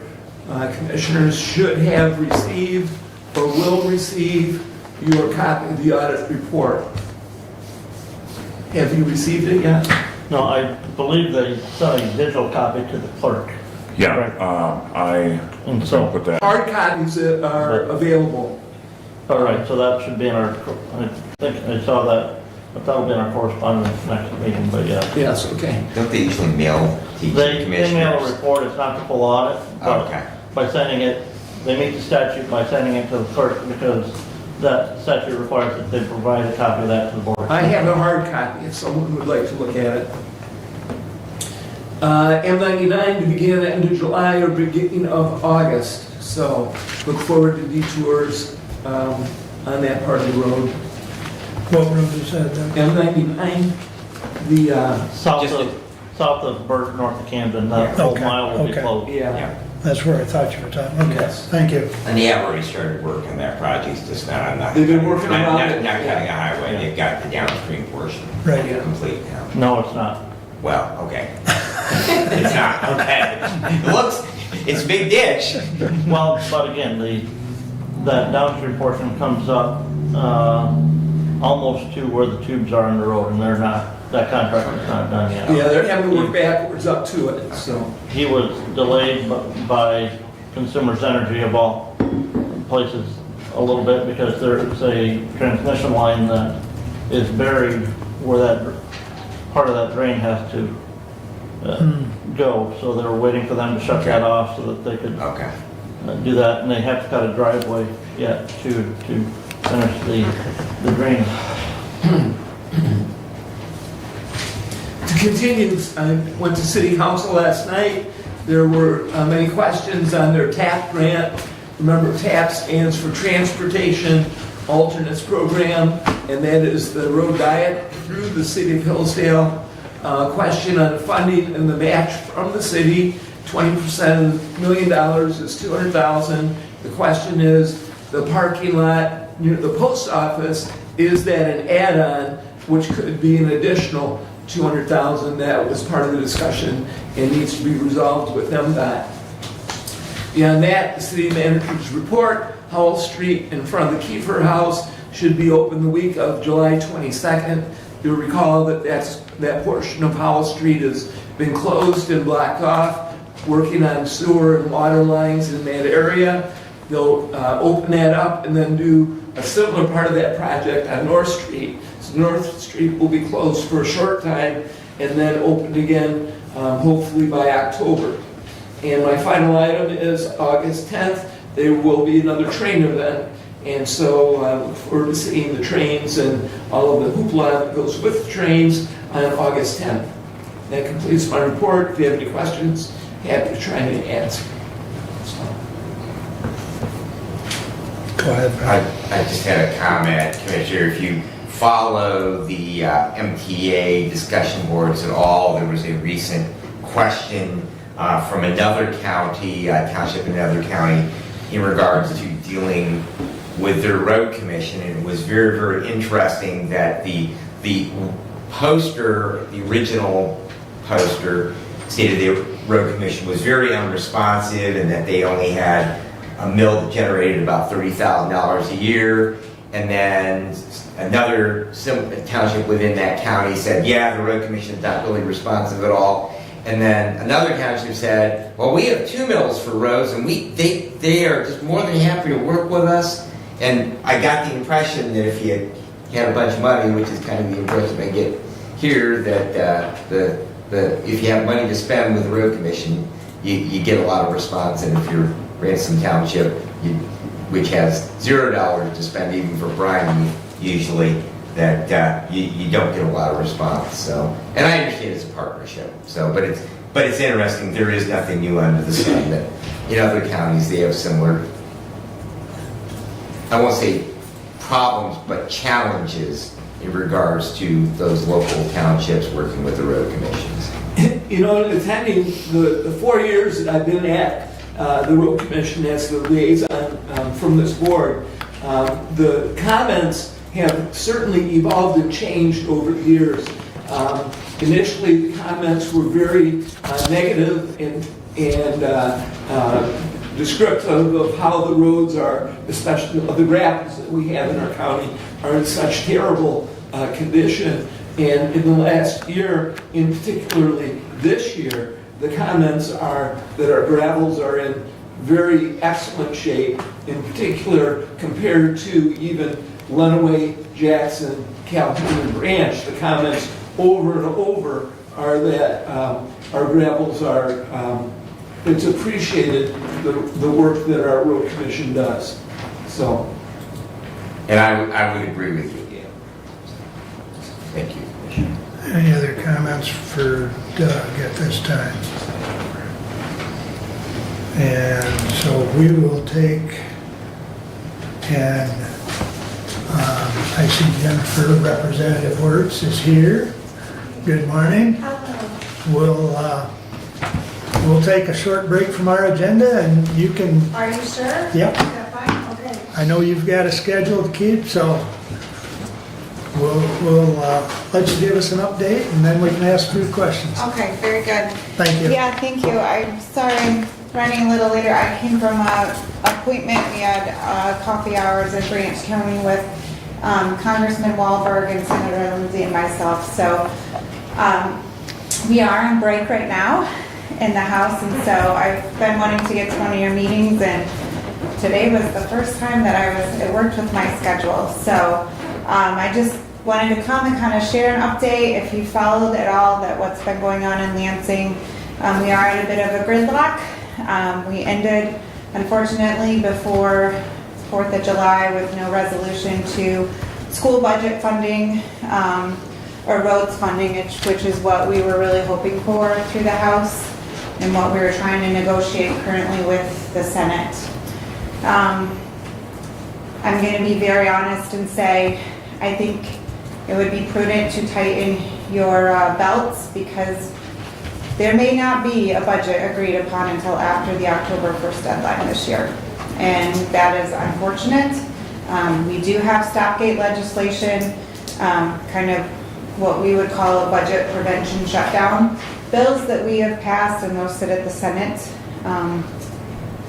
From what we're hearing, the Senate and the governor are also not in agreement. And so maybe the governor is more on the House side right now, I'm not really sure, but depending on who you talk to.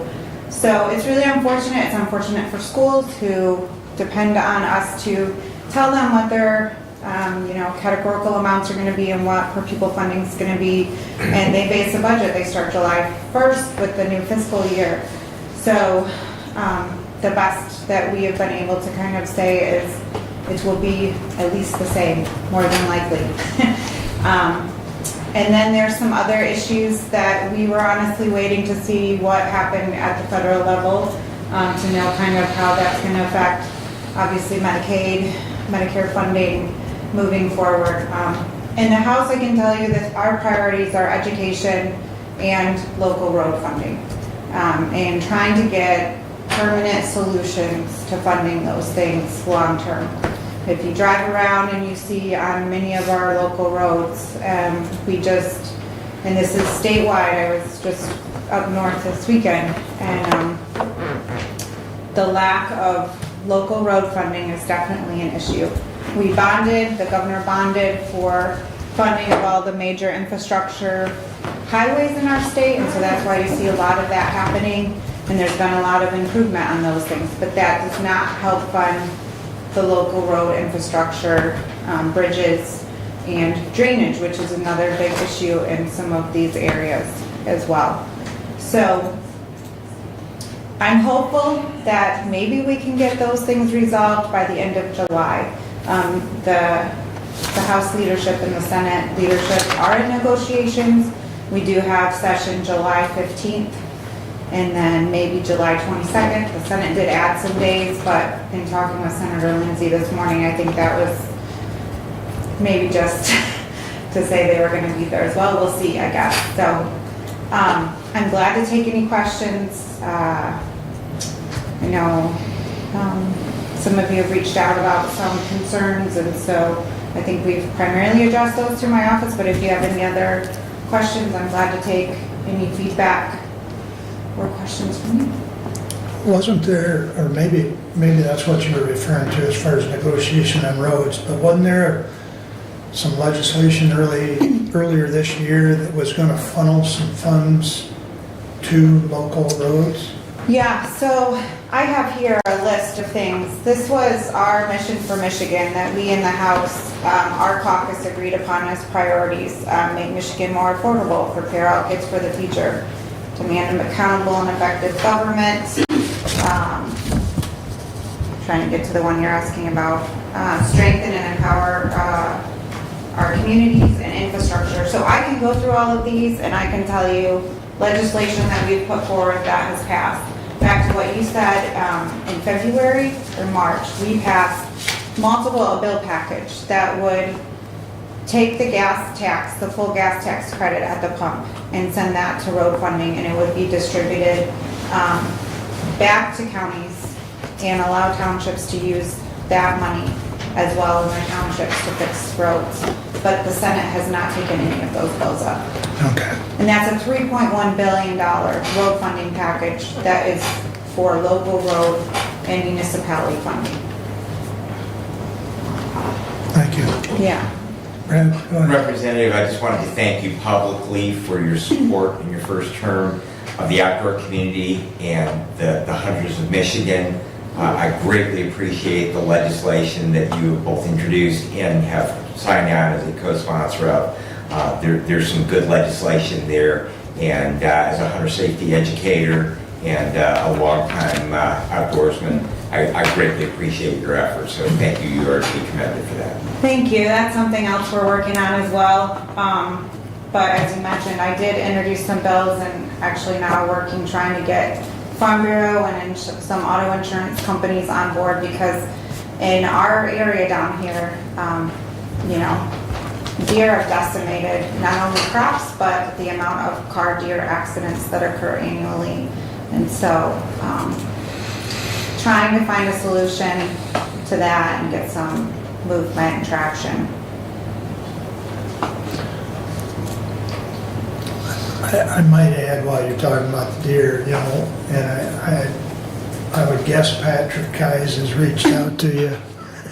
You know, Yeah. one of the biggest problems is there's no place to process them. There's one place that I'm aware of somewhere in Lenawee County, but that's quite a haul from here. So, you know, even if we are allowed to shoot them this time of year, you know, what do you do with them? Yeah, and that's an issue. DNR has the trailer, obviously, and you can sign up. But yeah, they're driving, I believe, up near Kalamazoo with that trailer, at least in Branch County. I don't know where your trailer that comes out of Jackson.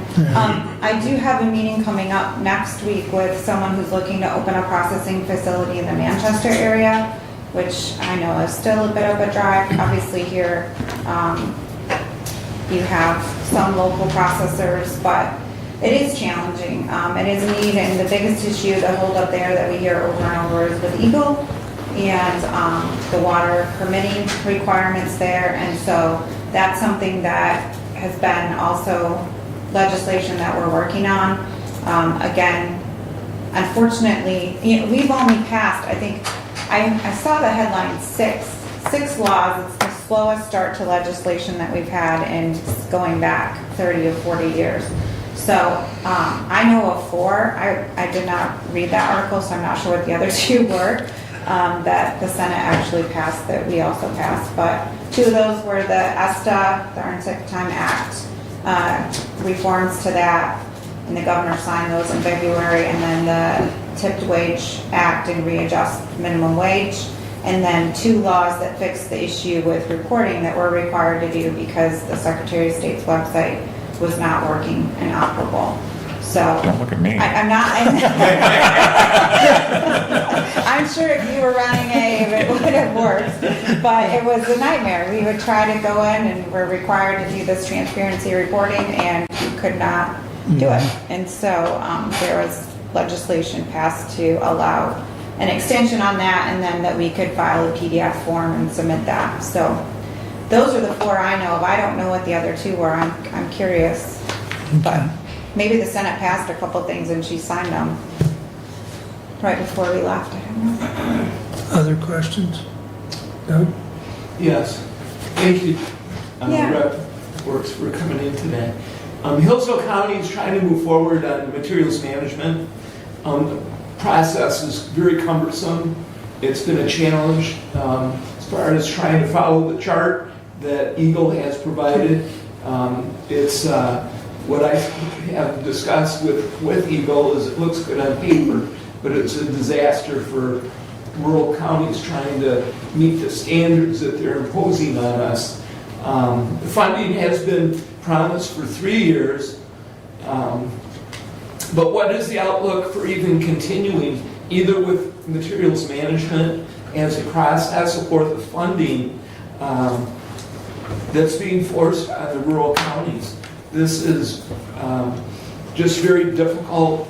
It's something that will have costs associated with it to establish.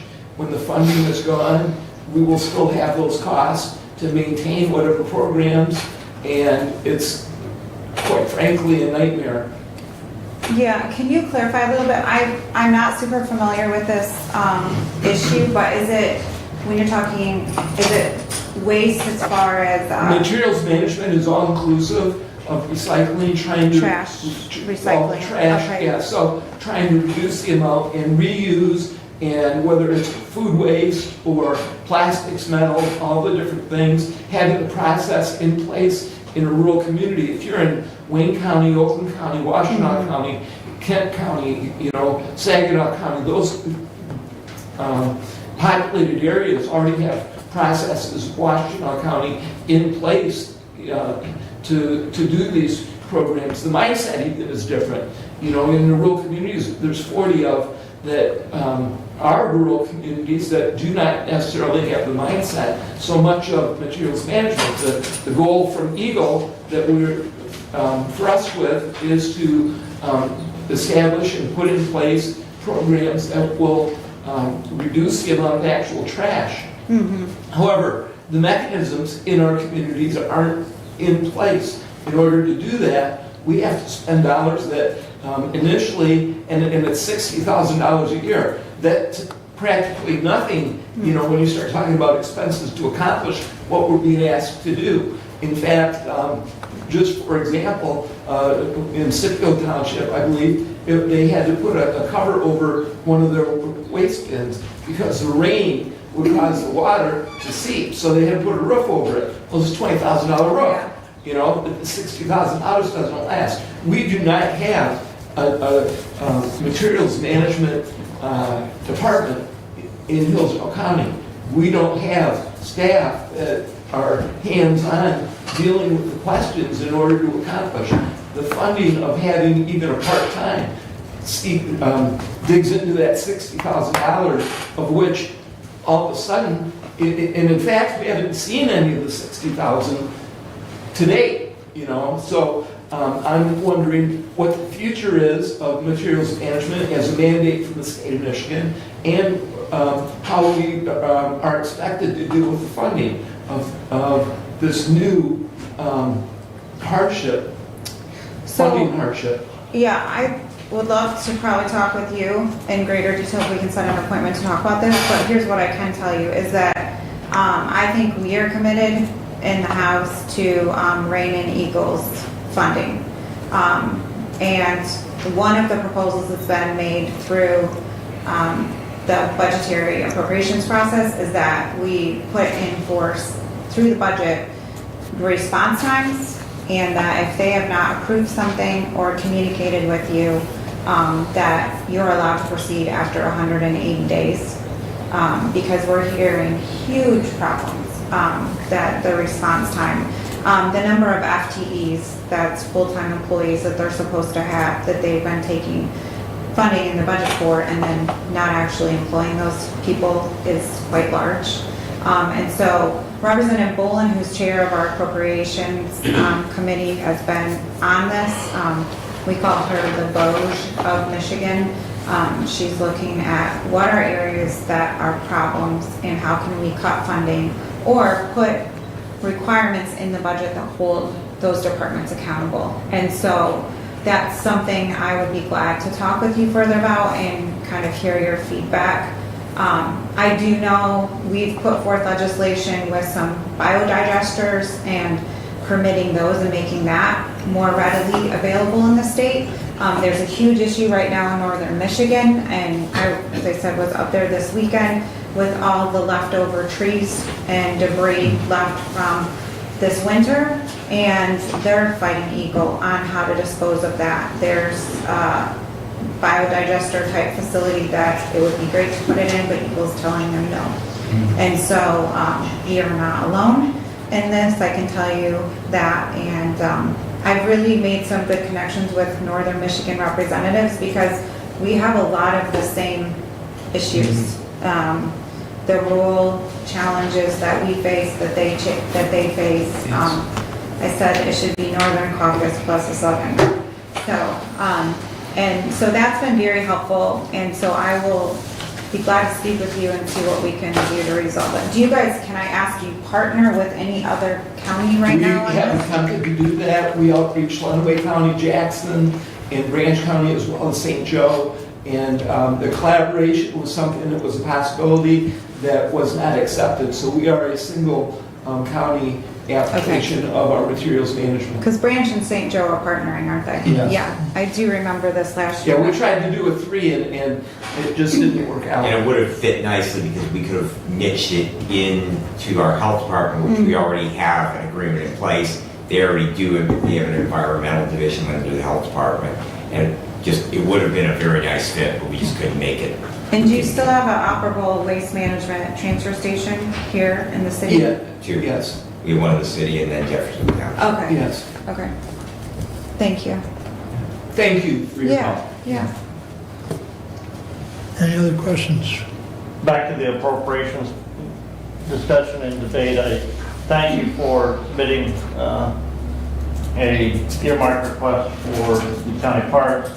Any thought in those negotiation processes as to if any earmarks will be funded this year in the legislative process?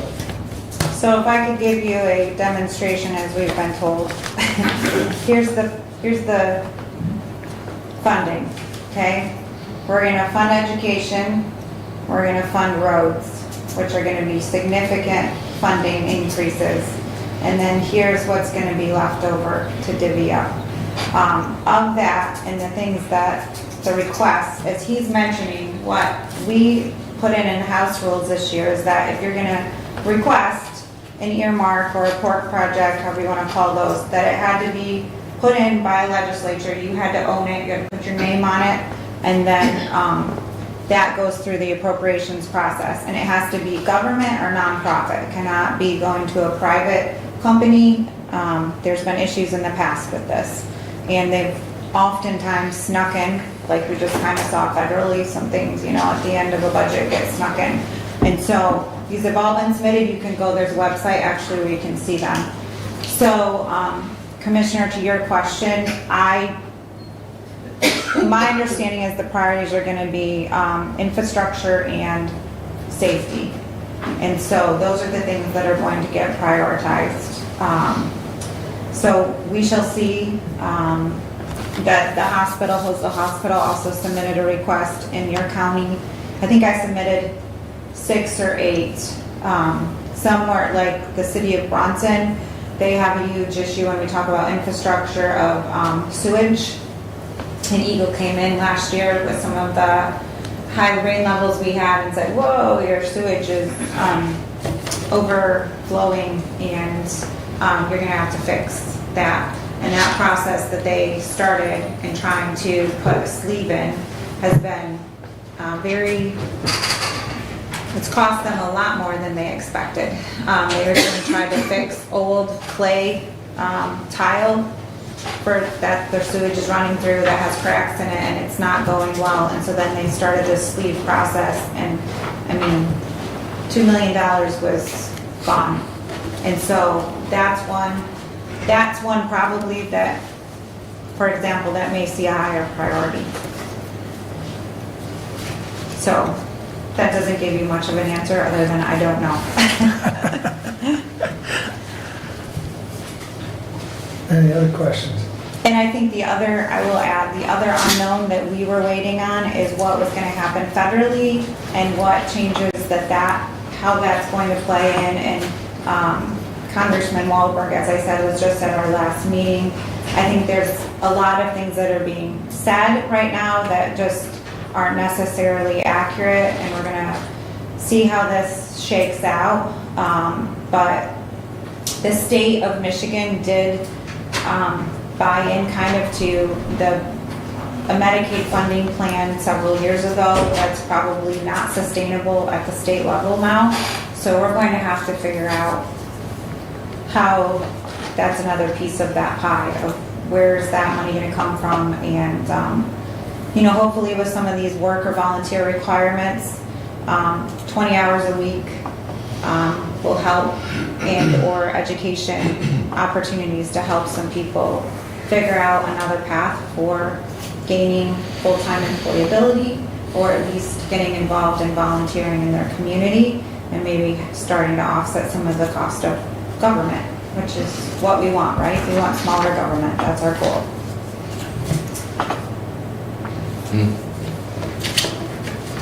All right, thank you. You're welcome to stay as long as you I can, will stay for a little Representative. bit, yeah. All right, thank you. All right. Kevin, I believe you're up. Well, I only had one meeting in the last 2 weeks, which is unheard of, and Rebecca Burns was here at our last meeting and gave the update and covered what our meeting was about.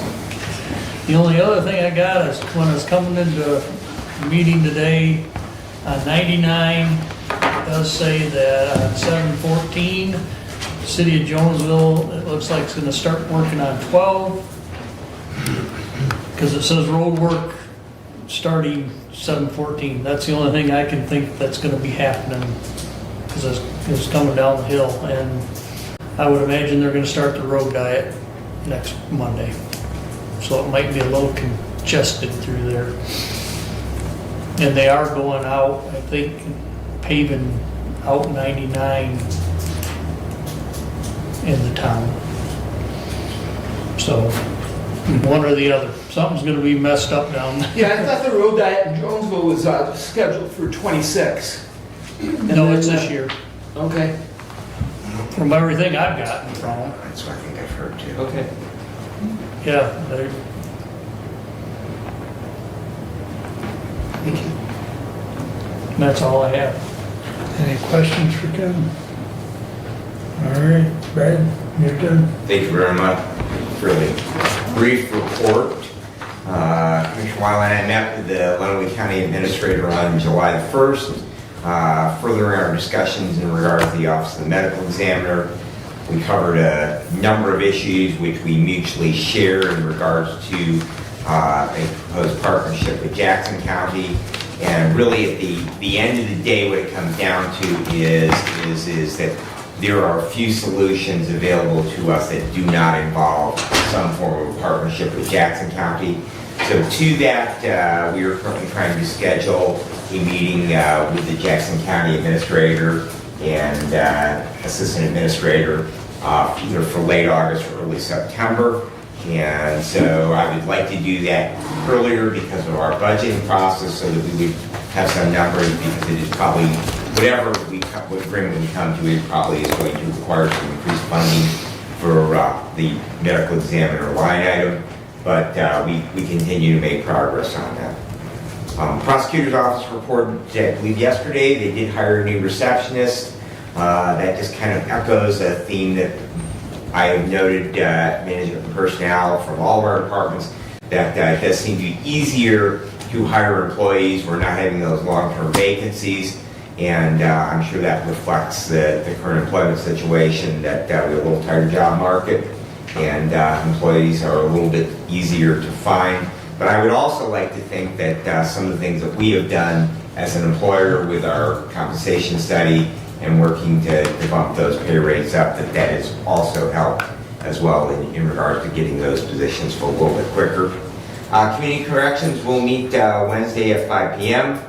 I have a full slate of township meetings this week and Village North Adams last week, and all but 2 of my townships will meet this week. 911 board coming up on the 16th. Fire Association will meet July the 20th. And that's all that I have for you, unless there's questions.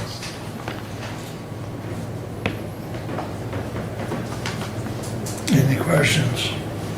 Seeing none, we'll move along. Brent, you're up. The resolution 25-094.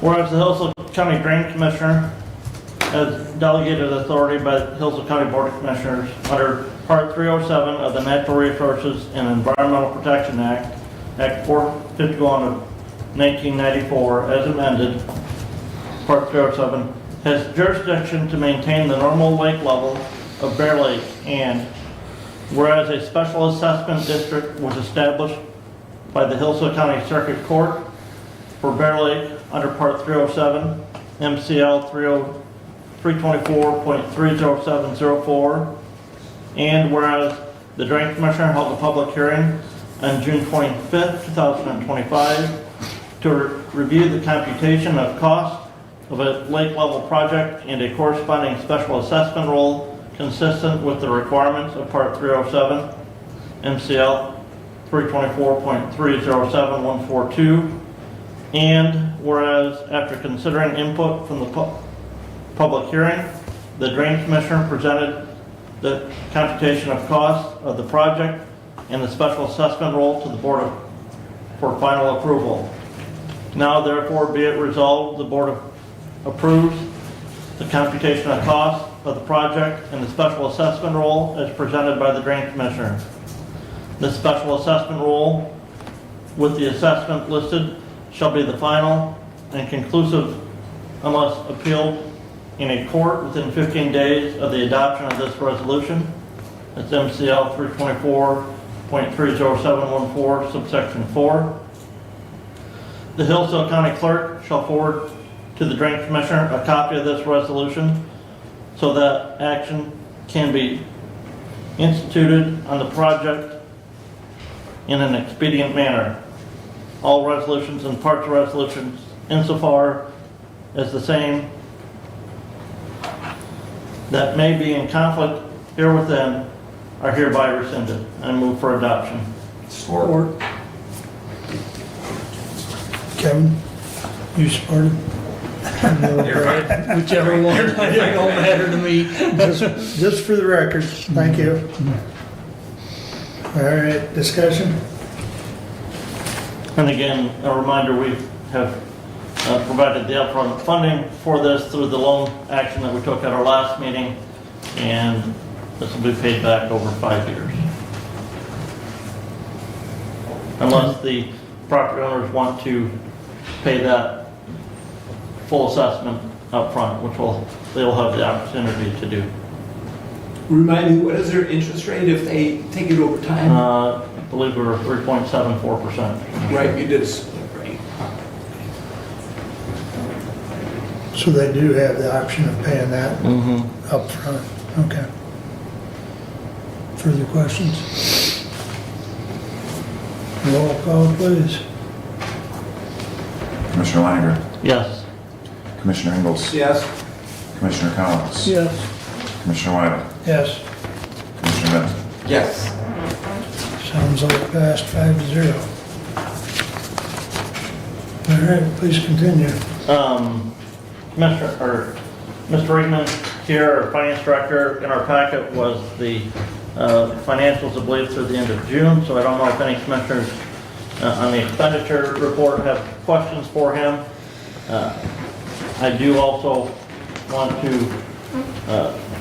let the board know, Mr. Riegman notified me on the 30th of June, our auditor had lost some staff in the last couple of weeks, and so was not able to get the audit completed and filed with the state of Michigan by June 30th. We applied for an extension and were granted.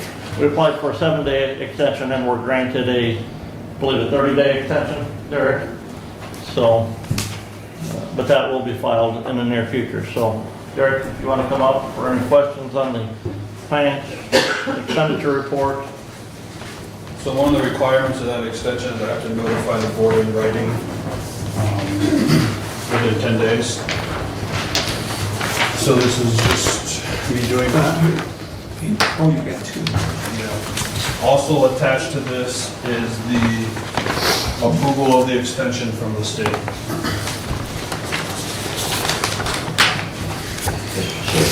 Go ahead. Commissioner Weininger, a question. Go ahead. Would it be appropriate, Commissioner Weininger, that we acknowledge this in some way in our minutes, either a motion to accept this letter from the finance director, just so that we're documenting that he did officially notify us? I don't know as if the statute requires us to take action on that, Commissioner, so. I was going to upload it, so it'll be part of it. It'll be part of it. Okay, that's fine. I just want to document so that our finance director is covered, that he has done the proper notification. Thank you. And we do provide a very long, detailed recording of our commissioner meetings on YouTube so that documentation is there on video evidence, so. Just so the board's aware, another one of the requirements was that I submit a unadjusted trial balance to the state, which they have posted on the documents website that they keep. And I'll just express, I was a little frustrated I had no indication that we wouldn't have it in until about noon on Monday. So that was a little frustrating for me, but I did go ahead and submit the extension request just because it's pertinent to the county that we not have a late audit, so.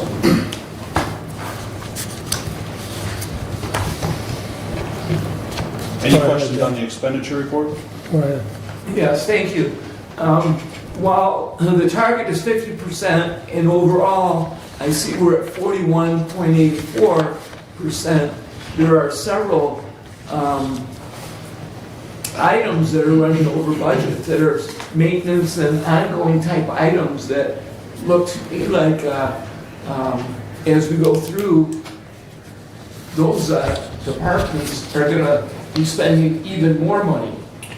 Yeah, I can go through those really quickly if you'd like. The building maintenance for the Lifeways and Michigan Works building, they've used about 51% of their budget through June. Maintenance is not necessarily an indication that they'll go over. You fix something once and maybe you're good for the rest of the year. But theoretically, there's potential there that one could go over budget. The county survey and monumentation grant, that's 100% reimbursed. So anything that they go over, we will get reimbursed for. Buildings and grounds, they had some courthouse HVAC expenses that were pretty substantial in the first half of the year. They're at 52% of their budget. Again, if things are smooth in the second half, they might make up for that. They've also had a little bit of turnover in their department that could potentially make up for that as well. The FLC building maintenance, I wasn't sure, and I didn't get a chance to talk to the maintenance director yet on this one, but I did see that there was a new door that was purchased and some bathroom repairs. I don't have any more detail on that other than I saw the invoice for them. Health department building maintenance, again, that's 100% reimbursed by the health department, so anytime they enlist our department, our county to do any work out there, they pay for it. So you see revenue making that up on the revenue side. Life insurance is tracking about $1,200 over budget. Sometimes when we budget for health insurance, we go by how many people they've averaged being covered over the last 6 months. If the department's fully staffed for the entire year, it can cause a little bit overs there. So I'm tracking them to be about $1,200 over budget on that. And that's just, that's nobody's fault. It's just what it is.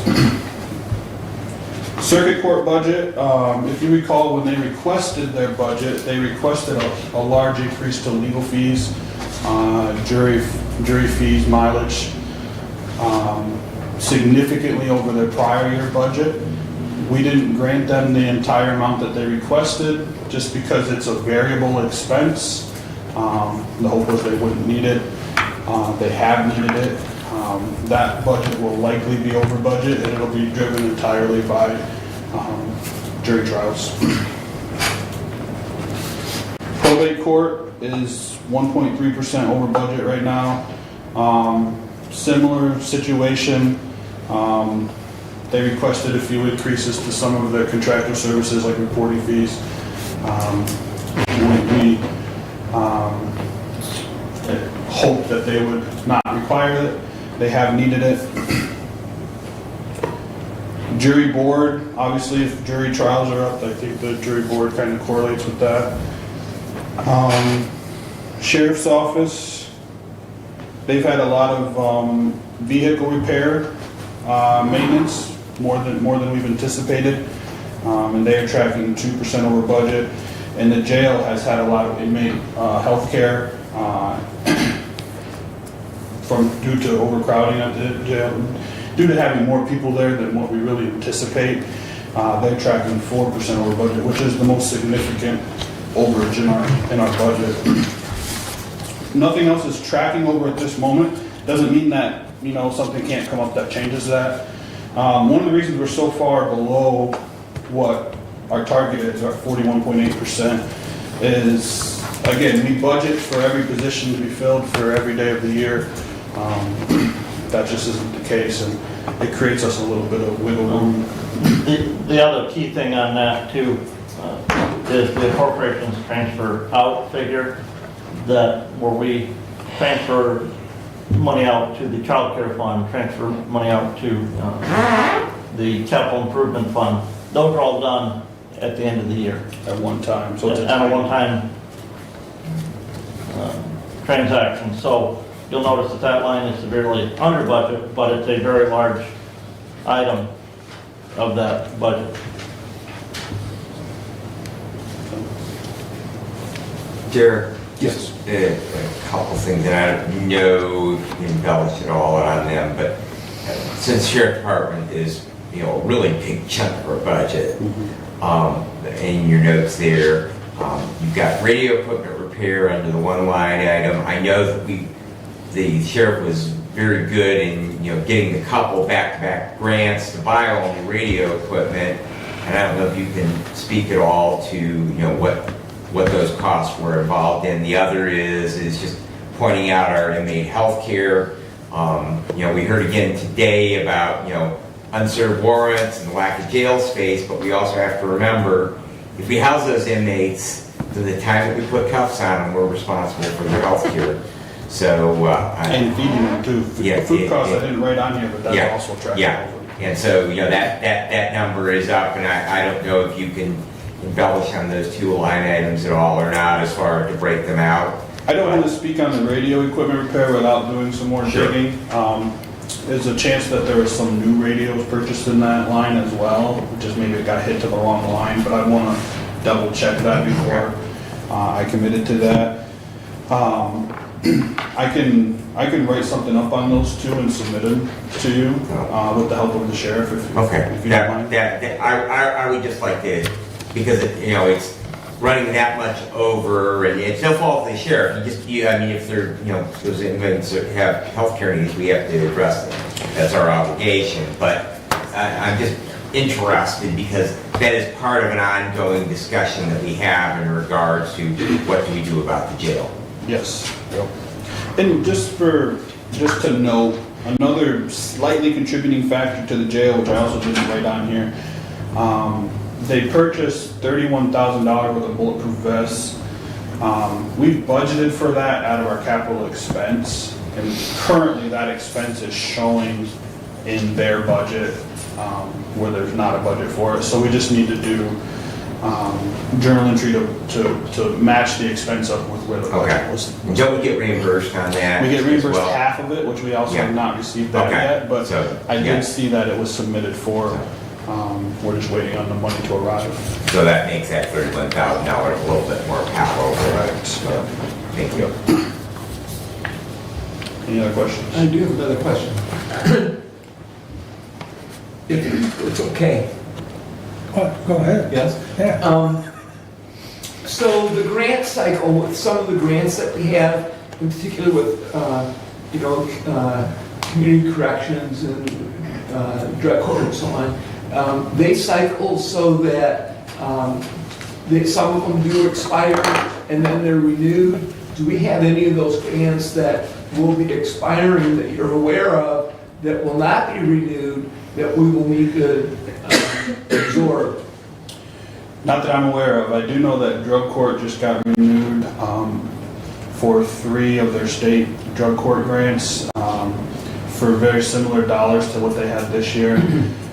Keep in mind, their cycle runs October 1 through September 30th. So a lot of their deadlines for submitting that is the April-May timeframe, and then they hear back about now.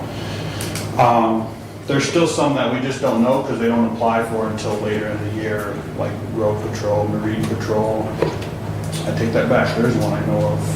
Marine patrol grant was not given this year, and that's about a $10,000 expense to the county. So we won't have that revenue coming in for that expense. The sheriff told me, I gotta do what I gotta do in that situation. I can't just, cut that part of my budget out. So Yeah, that's the only one I know of for so far.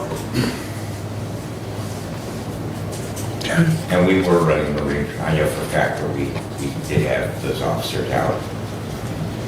We were running that program.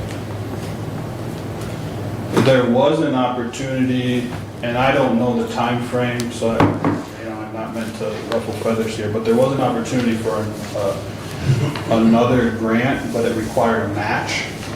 And the time frame for the sheriff, from the sheriff finding out about it and being able to follow the policy that required board approval for any grants that required a match, he wasn't able to meet, so he didn't get the application in for that grant. Potentially could have saved, $4,000 or $5,000. Any other questions for Derek? Okay. Thank you. Thanks, Derek. Any other questions for Brent? Just, Or comments? I'm still waiting to hear from the ambulance agencies. Commissioner Collins and I presented them with some dates as to when we could meet to start looking at negotiations for those contract renewals for 2026 and beyond. Have not heard back on any of those dates yet, so. And to that, Commissioner, I did share with Commissioner Collins, I know that there is a new agreements in place in St. Joe County and also in Branch County, and passed on the information so that you might be able to look at some of those other county agreements that might be similar in population and demographic makeup of Hillsdale County, so that we can see what other counties are doing in that regard.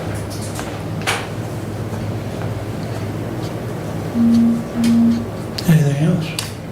That is it. Comments or questions for Brent? Okay. All right. Let's see. Item 4.4 was pulled and moved down. I will read. Resolution 25-093, opposing the Michigan Department of Health and Human Services plan to implement a competitive procurement process for prepaid inpatient health plans.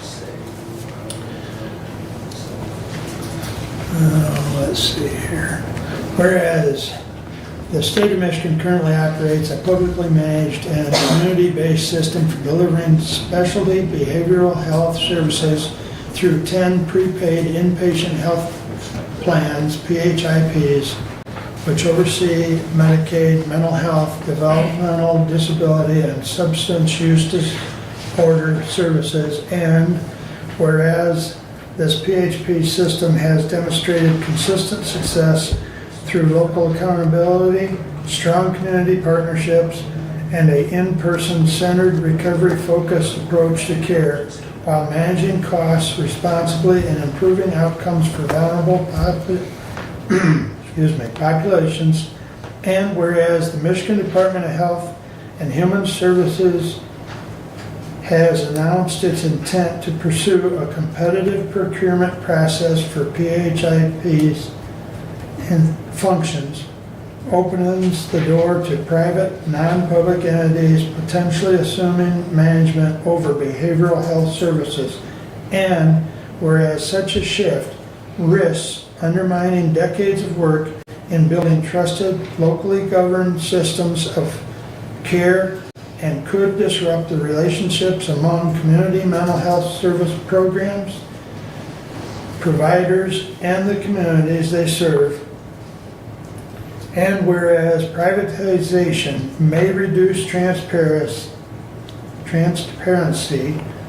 threaten continuity of care, and weaken the vital community voice that has been foundational to Michigan's public behavioral health system. And whereas the stakeholders across the state, including individuals receiving services, family members, advocates, providers, and local leaders, have voiced strong opposition to this plan, citing its potential harm to quality, access, and local decision-making. And whereas the proposed restructuring would result in significantly higher administration costs, up to 15% for private entities, compared to the current 2% average under public PHIPs,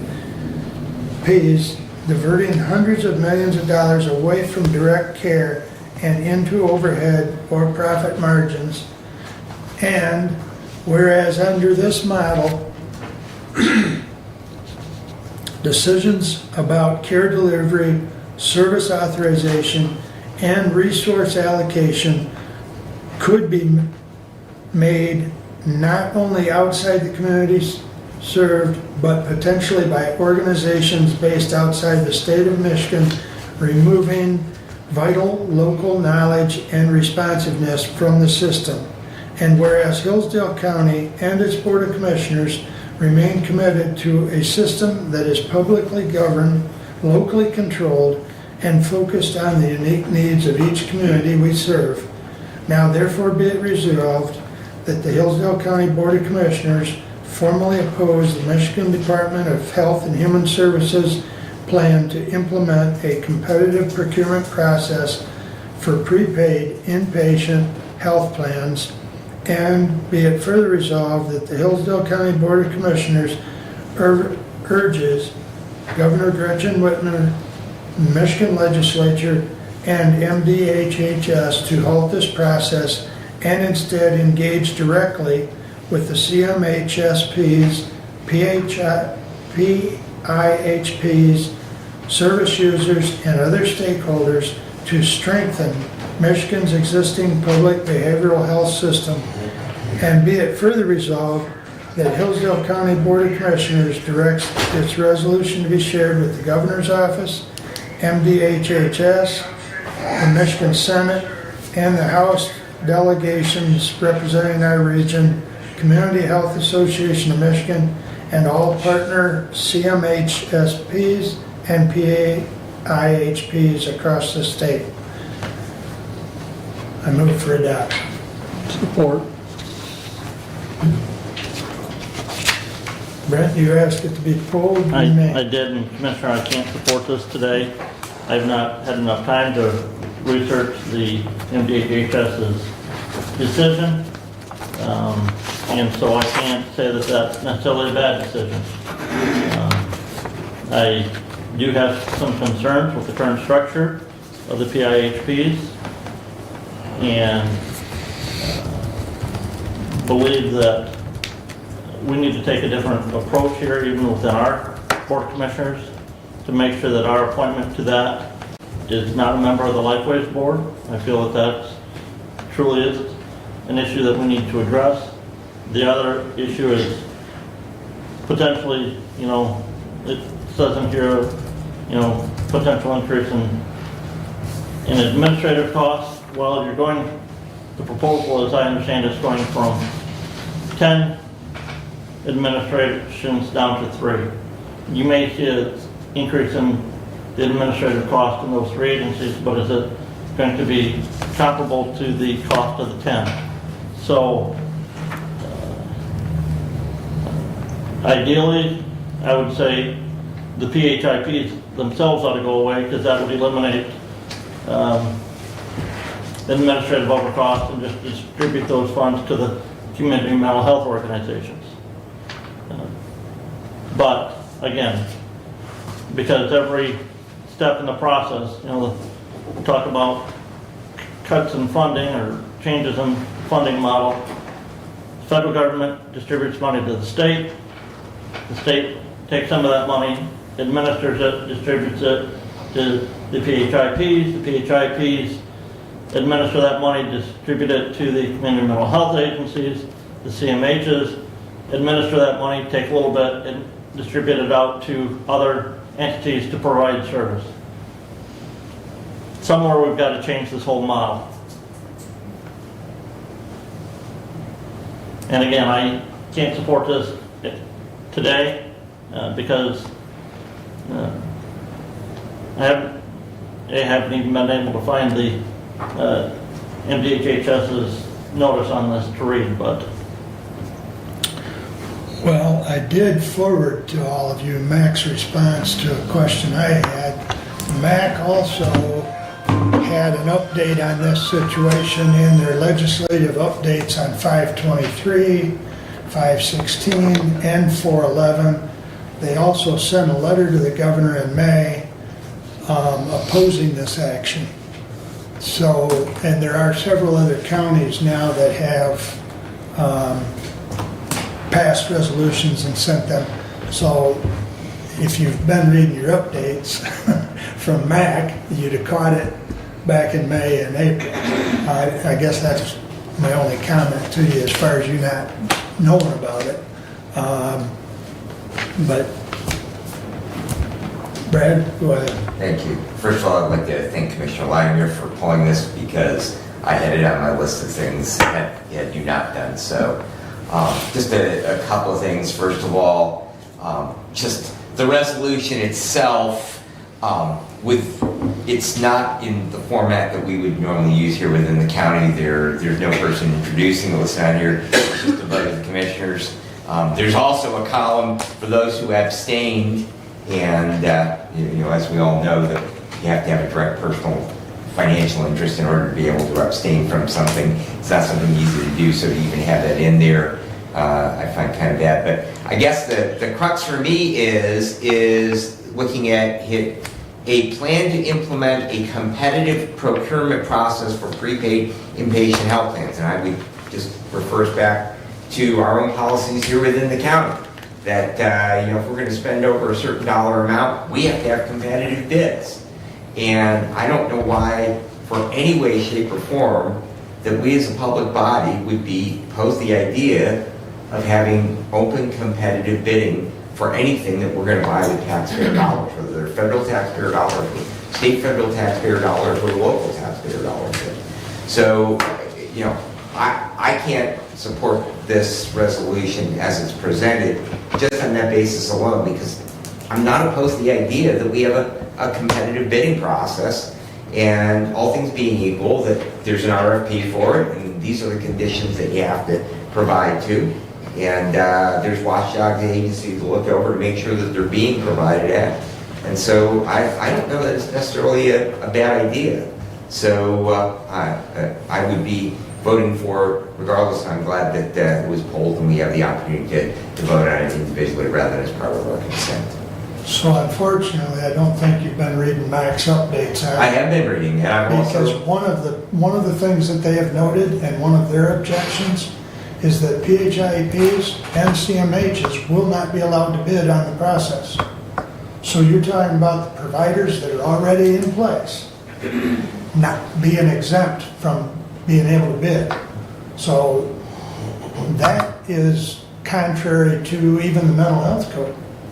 So that's one of the issues, and that's why I brought it forward, because it's going against the mental health code right out of the gate. Because you're not going to allow the CMHs that are already in place to bid on this. Something wrong with that picture in my book, but go ahead, Doug. So when I read a resolution that says that therefore be it resolved, so on and so forth, to implement a competitive procurement process, when I hear a statement like that, I think that by going through a bid process, you improve the price you're going to pay, and you improve the services you're going to get. So when I read the statement as part of a resolution, I think a competitive procurement process is a good thing. That brings others into the fray, so to speak, that may not be present or available to become a provider. So when I read the resolution as it's written, I see that to implement a competitive procurement, I think that's a good thing. Understanding what you just said, but it's part of our resolution. But also, if you read the other part there, that it encourages the governor and the legislature to engage directly with the CMHs, the PHIPs, service users, and other stakeholders to improve and strengthen Michigan's existing public behavioral health system.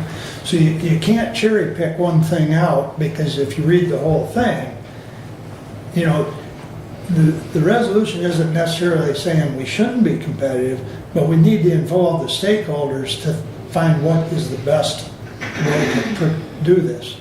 If you will remember, a few years ago, more than a few, but Senator Shirkey tried privatizing the mental health system, and it failed because of some of the opposition to privatizing. One is insurance companies are going to be the winner in that, you know, in that formula that was presented. But this is an effort by DHHS to privatize. I mean, simply put, because they're taking away any of the ability of the CMHs or the PHIPs. Now, So there are elements to me of this resolution that I cannot accept, so that's my comment. mhm. Any other comments?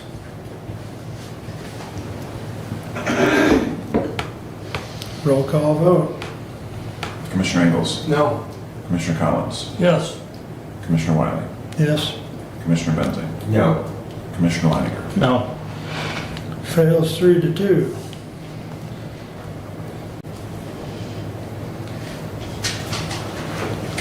All right.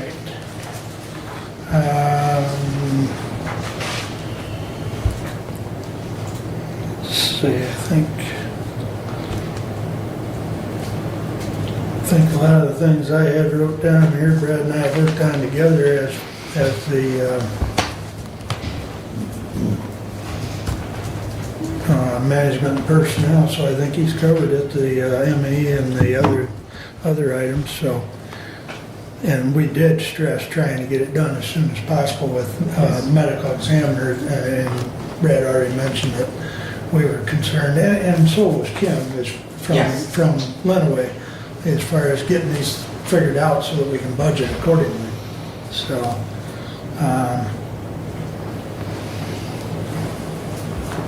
and Lifeways monthly board meeting is next Wednesday at 7 p.m. at Hillsdale this month. So, Brent, you had asked, we always add a closed session for discussion on labor negotiation. I would move that we go into closed session pursuant to MCL 15.268, Section 8C, for strategy and negotiations connected with the negotiation of a collective bargaining agreement. I'll support that. And I would move that we do that effective 11:45. So we take a short recess after this and ask that Mr. Ringman join us in that closed session if approved. Okay. Voice vote? Roll call. Well, must that's be roll right, call. we are required to roll call. Before we do that, just in general, so that the public knows, 20 minutes? Or less. Yeah, or less. It's not going to take too long to Because stretch. public comment will follow. Yes, correct, Yes. correct. All right, roll call. Commissioner Collins, Yes. Commissioner Wiley, Yes. Commissioner Benzing, Yes. Commissioner Leininger, Yes. Commissioner Ingles. Yes.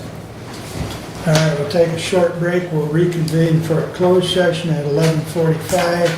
The only ones in the room at that time will be the board and our finance director. And the clerk. Bye.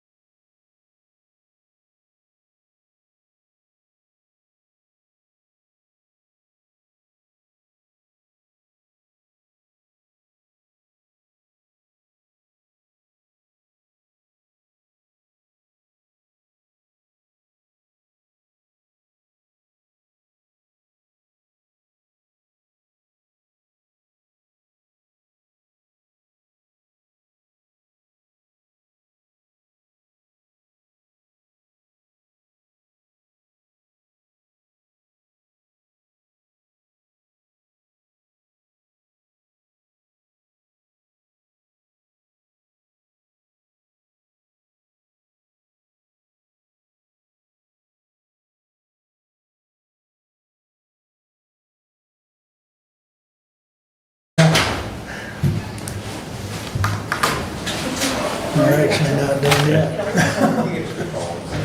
We got till August too. YouTube's is back on. All right. I make a motion, we go back to regular session. Support. All in favor, signify by saying aye. Aye.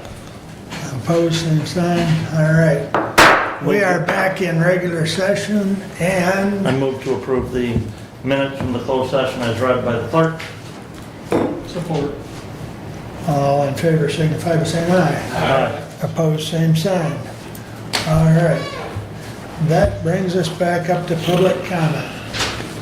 Anyone wish to address the board at this time?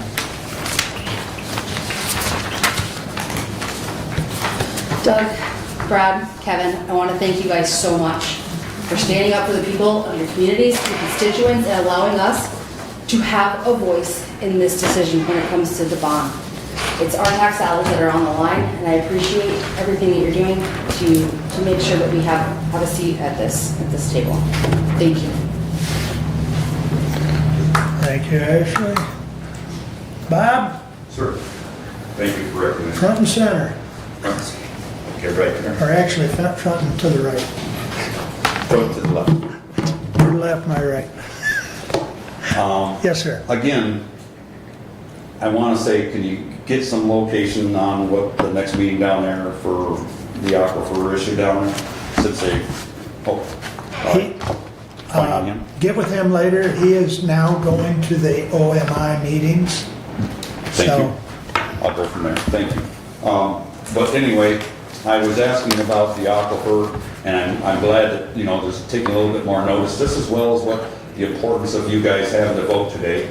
And I mean, resolution and amendments and whatever you guys got done. And this Lifeways issue was so important that maybe we need to get expanded out a little bit more to the public, because there's not enough out there in the public, but we definitely have some effect, and you guys had made your choices today, and I thank you very much for that as well.